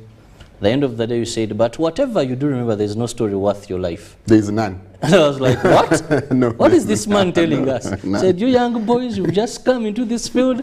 Remember, there is no story worth your life. None. And those days we were looking at getting pictures that are record-breaking, you know, someone will wonder, covering situations. But when you say there is no story worth your life, I rethought myself. Most of we were at a time of political contestation. Yes. And I think that what has really kept on running whenever I come to situations, and I'm like, I need this picture, I need to be here and explain the situation. Remember, the back of my mind, a good journalist is one who is alive. There's no story worth your life. Yes. Thank you for being that old fox in that field. Very well. Now, when we come back to issues of alcohol, Baguma, one would wonder, why are you and a few other people, most likely there are a number of people in the media fraternity, into this pushing for regulation, pushing for policies regarding alcohol? And thank you very much for hosting us, and thank you very much, UBC, for always being behind a development agenda. There are a couple of reasons why we are convinced that alcohol regulation in this country is archaic, it is old, and it needs to be updated. I can take any angle. Personal, family, institutional, national. Alcohol causes harm. And in our view, anything that causes harm, however good it may be, must be regulated. I can give you an example of guns. A lot of people feel secure when they have guns guarding them, armed guards around them. But one of the most regulated products is guns and ammunition because of the potential danger. And let me make a comparison. Alcohol is documented by science to be one of the major drivers of cancer, different types of cancer. In Uganda, that is true. And you can get the experts, they will come and tell you from the Uganda Cancer Institute. Drink driving and drink riding is one of the largest causes of deaths and maiming on our roads. Our road carnage, one of the biggest contributors, we all know, is abuse of alcohol. One of the biggest drivers of sexually transmitted diseases, HIV, we know, these things have been documented, we know them, is alcohol. One of the largest causes of overcrowding of our mental health facilities, one of the greatest dangers to mental health is alcohol abuse and misuse. One of the drivers of heart diseases, the Uganda Heart Institute, people have been talking about this regularly and recently, is abuse and misuse of alcohol. We know that one of the greatest breakers of families and drivers of gender-based violence, which is very high in this country, is alcohol. I mean, the list goes on and on. And therefore, because of that harm, because of the potential, because of the misinformation and disinformation that the alcohol industry promotes, because of the illicit nature of alcohol, because of the poor sanitary, the way alcohol is done, we need to have this regulated. Now, no doubt about the reasons you've given us. 100% concur with you when it comes to damages, problems alcohol has caused to families, people, individuals, communities, society. People have drunk, even when the armed people you've talked about, then fired, then later, remember, I was drunk. Some women have ended in some relationships, and it's all about booze. But now let's talk about, when we talk about policy and regulation. You said what we have is archaic. It is no longer effective. At the back of your minds, what is that you want to see regulated in this particular sector? What do you have when we talk about, what are your proposals? One of the things, for example, and these are the things we are going to discuss during the conference, which starts tomorrow at the Imperial Royal Hotel, is we need to have our laws. We need to have our bylaws at the local government level. We need to have the national laws. We need to have those ones updated to respond to the current times. The current times, for example, are dominated by the digitization of information.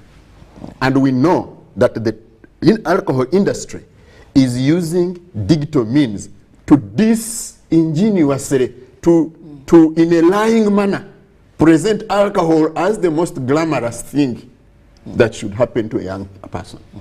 We want to be able to put laws to say, as the alcohol industry, you must take responsibility for the lies that you tell to our young people, and you mislead them into addiction. We want to say that government, you must invest more in the regulatory. How do you regulate the licensing of alcohol?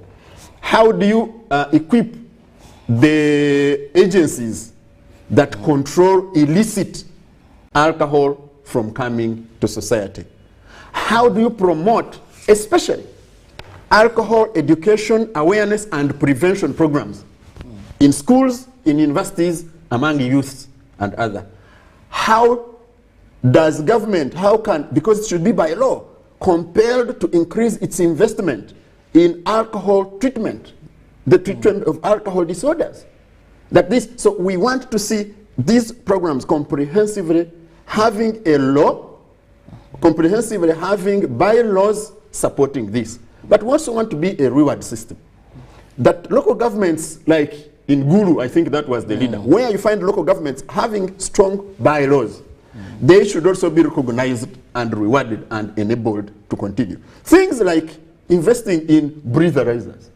You find that the police force will not have breathalyzers. So when you want to enforce drink driving provisions, we want to see that speed limit provisions in populated areas, especially drink driving, because you see overspeeding, a lot of it comes, and also reckless driving.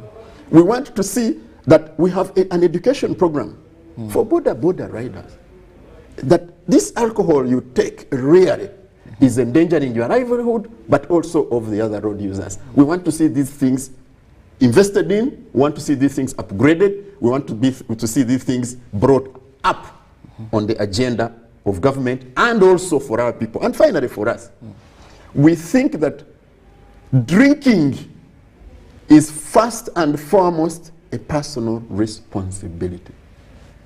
We need to have this again and again brought to the attention of everyone. I used to drink, so I know. I know. I know you start young and you really, and then they say, you see, you should be aware and in charge. Many people, I hear them say, I am hoping, I'm not hoping, but I expect that you are going to ask me this, that you see this is a right, freedom. I hear that. The average age for starting to drink, the statistics show us, the Ugandan statistics, it shows that you start at 13. So when you are 13, are you really in charge of all your full faculties? Do you really see the danger? Every advert has alcohol is not for sale for persons under 18 years. Oh yeah. And we want to move, the theme of the conference is from rhetoric to action. So because we did a small study before the other conference, and we sent children to 5 big supermarkets, to 8 small shops. The Ugandan alcohol policy, I think it was the National Health Consumers Organization that did that. And there is none that refused to sell to a visible young child. Some even say Tata and Tumi and... No, there is no one. So we want to move from that rhetoric to action. Can we have those enforced? Can they have the backing of the law? And so that people have consequences if they don't do it. Now, Baguma, this may seem very good and very easy, but I must say it's a uphill task. Why? Because it has economic implications. I just want to take you back. 2-3 years back, I hosted the minister then for environment. And he very vividly said we've banned Kavera of 30 microns, actually 5 years back, of 30 microns and below. We are going to bite. We are determined. It has been passed. I want to tell you, those in this industry challenged this. They came up saying they have a recycling mechanism. They have someone called, I think is Tegeka, something, I've forgotten the other name. Tegeka Moses. They have an organization till today as we speak. The Kavera of 30 microns and below. Despite the fact that we all know what a danger it is, despite the fact of ministry, civil society, government, cabinet pronouncing themselves, this has not seen the light of the day. Why? Government gets tax. These people employ people. And actually what they have always been putting on table is we employ this amount of people. We contribute this amount of money. We made investments. Now, when you're talking about alcohol in this country, many of the people, and I want you to clarify this, look at you like attacking people in this industry. Those in bars rise up, we are waitresses, bouncers, what will happen of this? You see, investors. So, do you think that whatever you're planning can be achieved more so when we have issues of financial or economic benefits attached to this goodwill? We had a danger, but also a blessing of something called COVID. When COVID came, there was no debate. Outlets, including bars and what, were closed. The alcohol industry actually made profit. During the COVID period, the alcohol industry declared big profits. So, how come bars were closed and the alcohol factories still made profit? That means they were selling. So that's what I'm talking about. That regulation does not mean banning. We are saying regulate. I give you another example. You cannot get onto the road and just drive.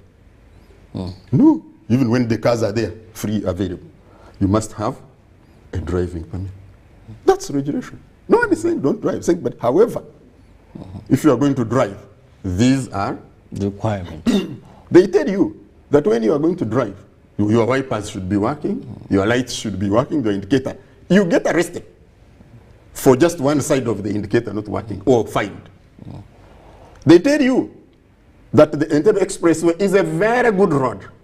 But at this section, if you are driving above 70, the speed gun is there, they will arrest you. So it's the same. We are saying alcohol consumption has to be regulated. Because unregulated alcohol in the society is dangerous to society. That's what we are talking about. And we are saying that let's talk about the economics. Let's say we get 20 billion or 30 billion, whatever. And we lose, let's just say 1,000 people. We know that we lose more. 7% of the deaths in this country. So we are losing an entire generation. Yes, yes. But so how many billions is worth the bodies that we get? Or how many billions is it costing our health system to treat alcohol-related accidents, hearts, kidneys? Because you see, the challenge of alcohol, because it's poisonous, because of the toxin levels, because of the poisonous levels, beyond a certain amount, you start poisoning your body parts. One of the most affected is the liver. I want people to find out, how much does it cost to do a liver transplant? What is the success rate? Where do you have to first go? So how many billions is that? And so we cannot compare. I even tell people that when you are a family and they say this is your person and these are your billions, which one do you choose to lose? Maybe some people would say we'll keep our billions, but I think many people will say there is no life worth this amount of money. And that's precisely what we are talking about. Now, having said you're not aiming at stopping this, but regulating. Now, you see, you've given examples of drinking, which are fairly okay. I mean, of driving and all that. But when we go to alcohol, as long as people are going to be drinking, you've not said no. We have social drinkers who are not addicted. Maybe I can come, I see Baguma, let me take one or two. They can control themselves.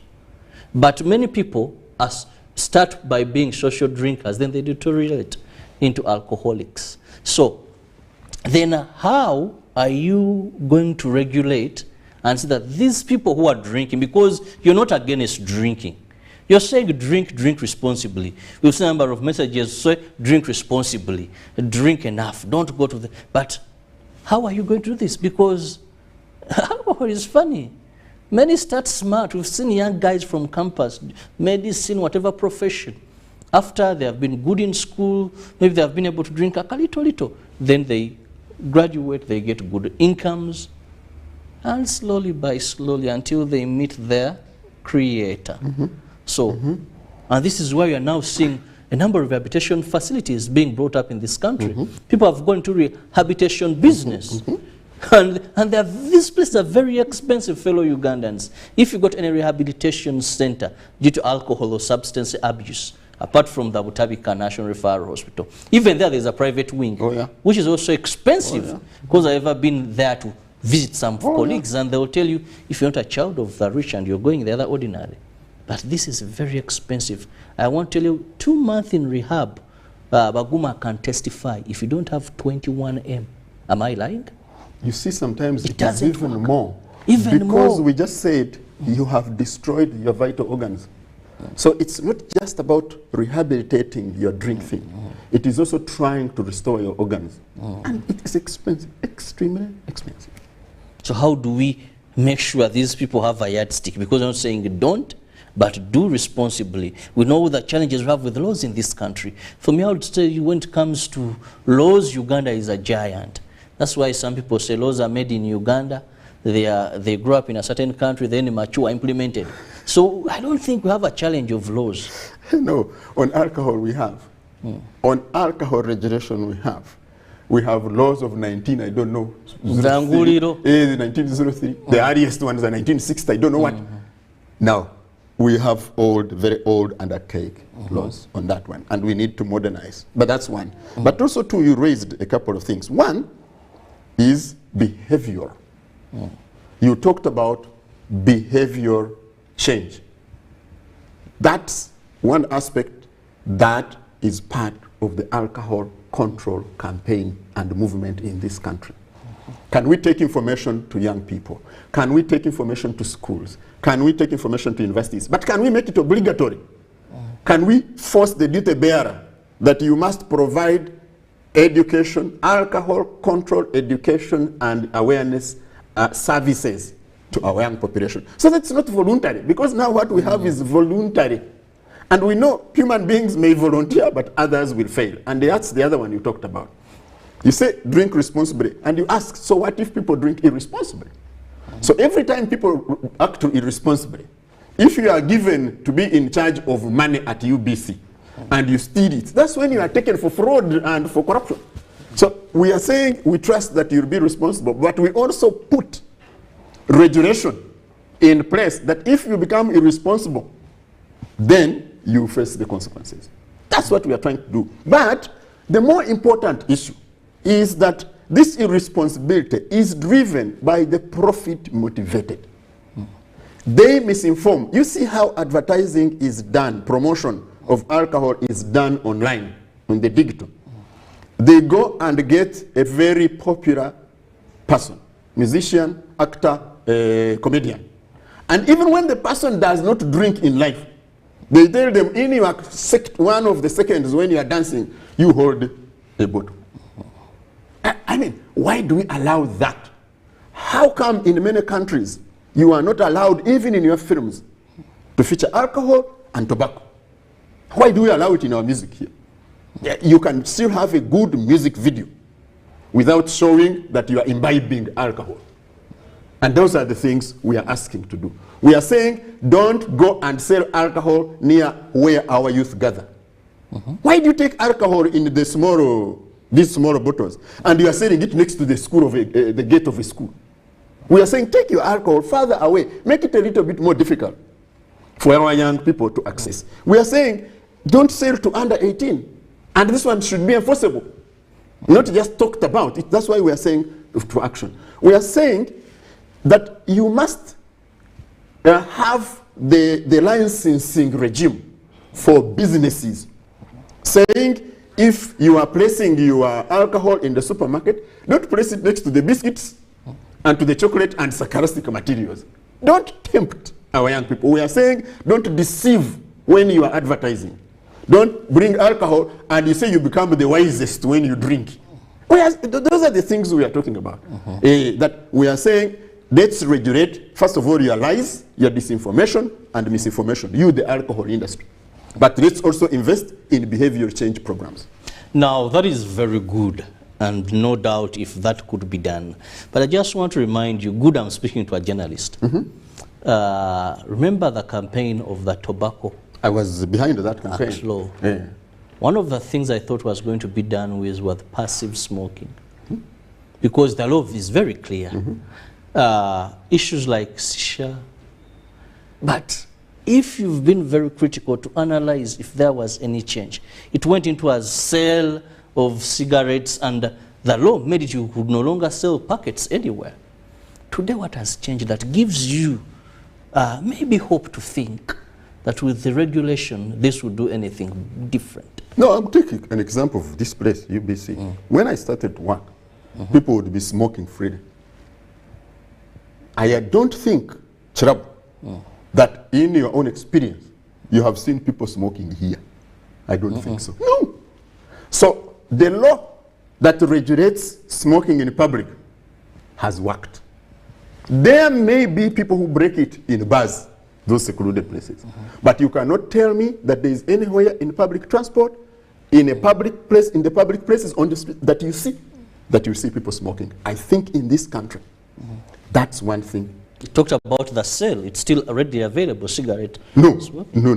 And that's not true. We have done a survey in all the big supermarkets. Go and check. They don't display. First of all, it was display, the attractiveness. Two, it was the advertising. There is no media now. that can advertise for you tobacco. No, no, no. And you see, so those successes must be seen and must be appreciated and acknowledged. The ones where people are still breaking, those ones will also be eventually. But also law breakers exist anyway in the world. You can't stop them completely. That one we also know. Very interesting person here. Well, my viewer, here I am to you. That is the WhatsApp number on your screen. Simply go to your phone and send us an SMS message or a WhatsApp message on that number, and I guarantee you we will read it out, and my guest Baguma will be responding to that. Well, we are having the Uganda Alcohol Policy Conference that will be kicking off tomorrow. And issues to be discussed are some of the things that Baguma is pointing out. We need to regulate. We need a law that matches with the time. The number is 0709 60 25 92. 0709 60 25 92. Please send me an SMS or a WhatsApp message, and I'll be reading it out as we talk about issues of actually regulating alcohol. The issue here is not stopping businesses, but ensuring that we regulate the sector. He gave a good example of businesses of ammunitions, guns, bullets. These factories are working and they are making a lot of money globally. But you don't just wake up and say, I own a gun, because it can take a life. Alcohol may not directly do that, but indirectly, we know what it has done. People will tell you, I never went to school because my dad turned into a drunkard. And it just happened somehow, maybe it was stress, and all that at the end of the day, this is what happened. Now, Baguma, so I want to take you to what are the factors that, you know, sometimes we may want to treat symptoms of a disease, but when we don't know the cause and we've not addressed them. If a child has kwashiorkor, and for you going to taking them for injections of various, instead of improving on their diet, it may not do a thing. Someone has maybe tumors. You're like, no, whatever comes, we press. We press.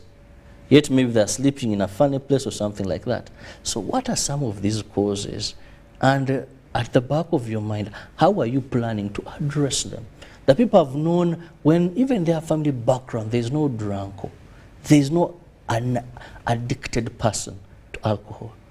But out of the blue, the man has been progressing in life. Then the next he begins drinking and he's gone. Some maybe lose jobs, others. So what are some of these factors and how can we address them? First of all, the human beings have been taking alcohol for ages. And some of us slip into the harm side. So you talked about the social side, yes, but many of us slip into the harm side.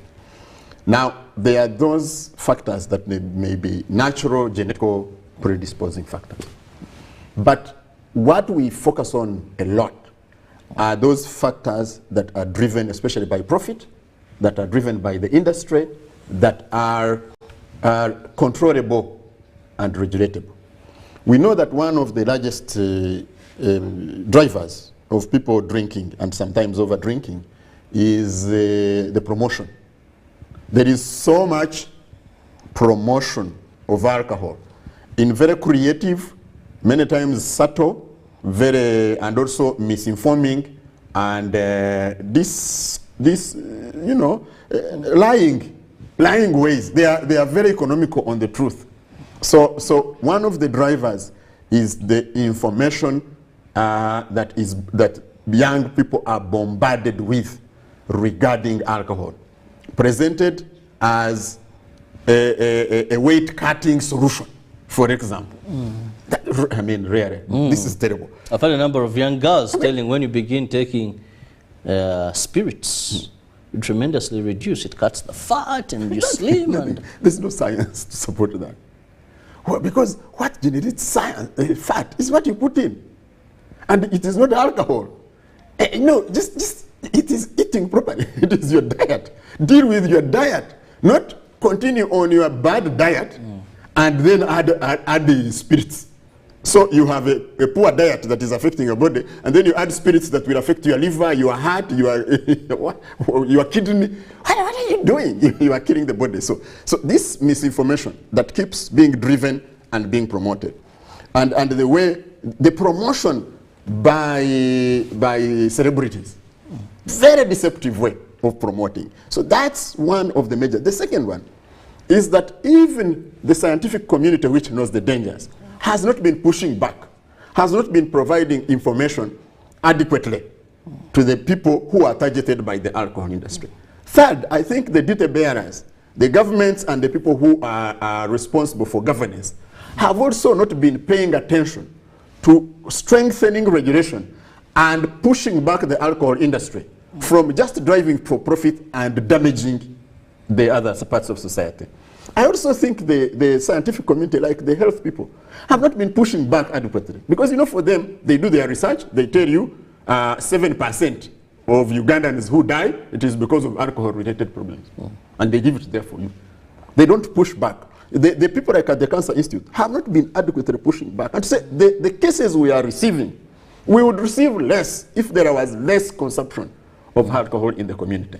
So that's one. And then there are also the predisposing factors. We know that sometimes it could be genes, and those ones have, but the availability, freedom, the lack of information and education, the promotion, deceptive promotion, I think are among the biggest drivers for this alcohol. Now let's look at some of the messages that are coming in from our viewers. Thank you so much for being part of the show. Really appreciate this feedback, and please always keep it on coming in. I'll begin with Oruba Emmanuel from Gulu City. I wish this conference could cover drug consumption generally, not only the alcohol. In Gulu here, Mirungi is sold very open. I think here I call it Mirungi card.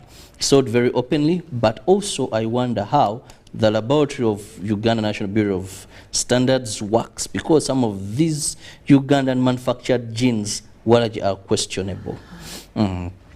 Still moving on, good morning.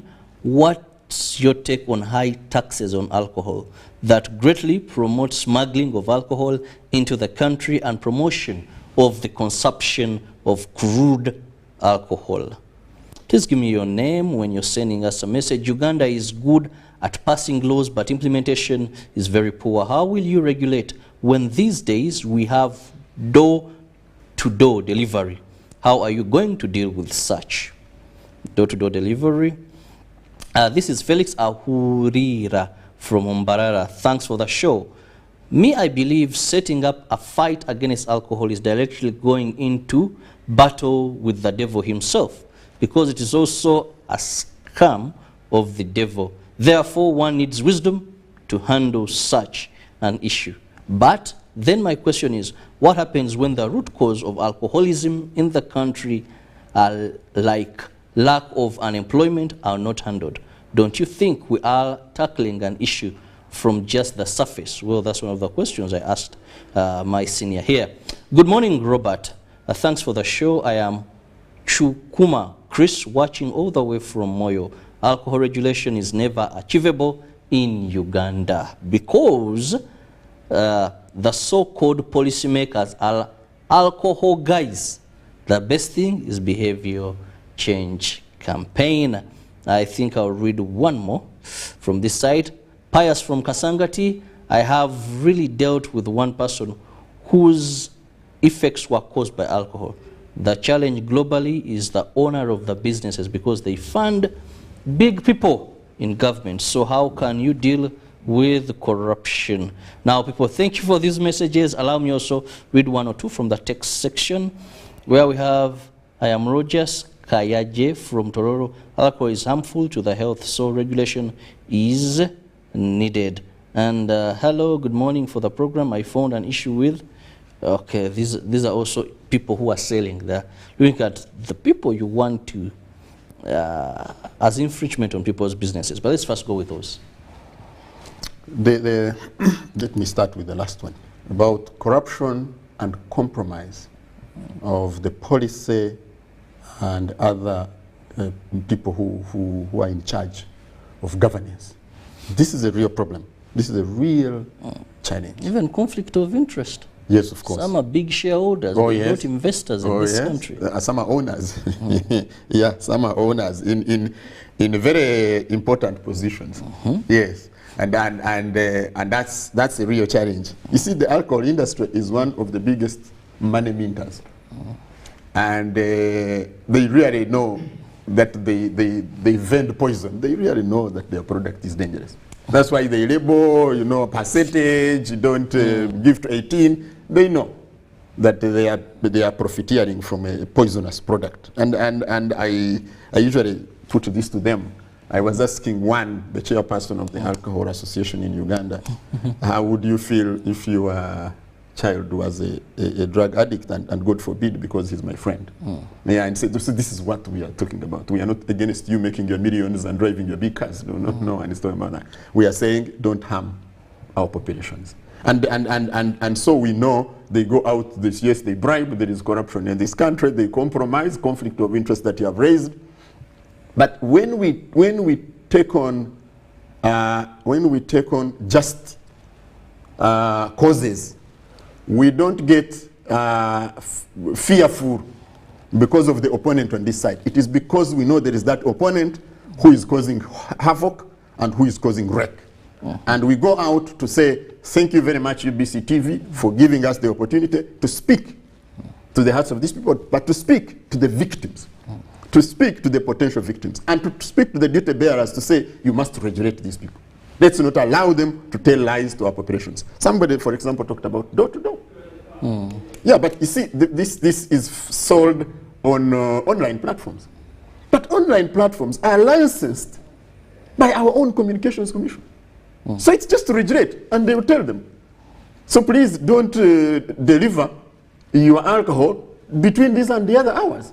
But you may steal and deliver. But when we get you, these are the consequences. Many of these companies start becoming careful because they don't want to lose. And that's why we say there should be regulation and there should be education. Somebody was talking about behavior and they said, oh yeah, you know, because of challenges, because of pressure of unemployment and other things. We know there are some people who become addicted because of pressures.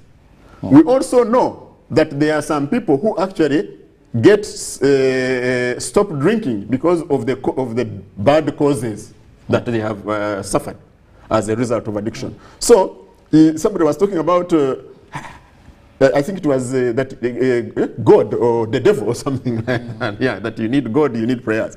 Yes, of course. This is very true. Because if you had the combined power of religious institutions becoming strong and invested advocates, you can imagine how many media houses they have. You can imagine how many crowds they attract. Every Friday, every Wednesday, every Sunday, all these. Imagine if they were behind the campaign. I think we would have a lot of things to do. We would have the members of parliament being more careful if they went every time you go to church and the mosque and what. And the imam is looking you in the eye and saying, please pass the alcohol control law. So we need these things behind us. Many were elected, some were elected because of how they support alcohol. Oh yes, oh, yes. Buy jerrycan.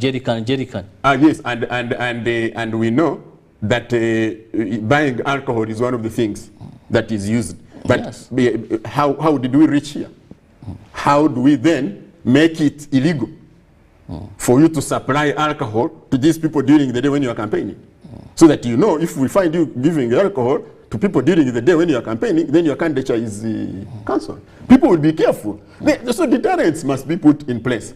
But also somebody was talking about, and this is a very common industry argument, that you see, when you put high taxes, then people will smuggle, and then they will drink smuggled alcohol. But let me tell you, the owners of alcohol factories are the same. If you buy a certain brand of alcohol from Kenya, from Uganda, from Tanzania, or Brussels, or Qatar, the one who benefits, the money goes back. It's like when you say that when you buy a deregistered Toyota, that the factory owner of Toyota loses what? He has already sold his car. So this is the deceptive thing. The second one is, we know that even when you have low taxes, there will be people who will be smuggling. Definitely. So let's tax the products that we have. But let also the people who are enforcing against illicit trade, whether highly taxed or not, let them also be empowered to look out for alcohol. For this particular. Well, time is not so much on our side. Let me have your parting shot more so with a little bit of emphasis on the conference that is starting tomorrow. No, the Uganda Alcohol Policy Conference is starting tomorrow. It is by invitation, but it is also online. We are also careful not to put this link online for everybody, because the other one of last year, the second one, was hacked in. In the middle of the conference, somebody hacked in and put sexually explicit content. So we're also careful to see who comes in, because we know the alcohol industry will be wanting to disrupt our efforts. But it's good that you follow if you are invited, and you can register online. Otherwise, it's by invitation. But for me, two things that you told me about parting shot. One, I used to drink. I started when I was 13. I stopped late in life. And I did not start because alcohol was, I knew that it was bad. I didn't. There were some older boys in the school. I was in entire school. I admired them. They started going with me to drink. The damage can be dangerous, and that's where our children are starting. Be careful, you, the parent. Be careful, you, the teacher. Be careful. We must help our children to avoid alcohol by talking to them, by behavior change, by monitoring them, by supporting them. The other one is we must invest in alcohol control and alcohol rehabilitation programs. That government must invest, donors must invest, civil society, and us, the media. And finally, please support the alcohol control bill that is coming to Parliament. It is for the good of this country. It is to save us from unnecessary death, disease, disability, and destruction. Well, I want to thank you so much. That is Richard Waguma, who happens to be from the that is the Communication Alliance, an organization that aims at ensuring they promote good health practices. And there are some of the people that are supporting Honorable Sarah Opendi when it comes to the bill once it is at the floor of Parliament. We hope and pray that it will see the light of the day. I don't want to tell you drink responsibly. My message would be avoid alcohol, because you may not know how far it can get you. Have a lovely day. God bless you. Thank you. Thank you very much.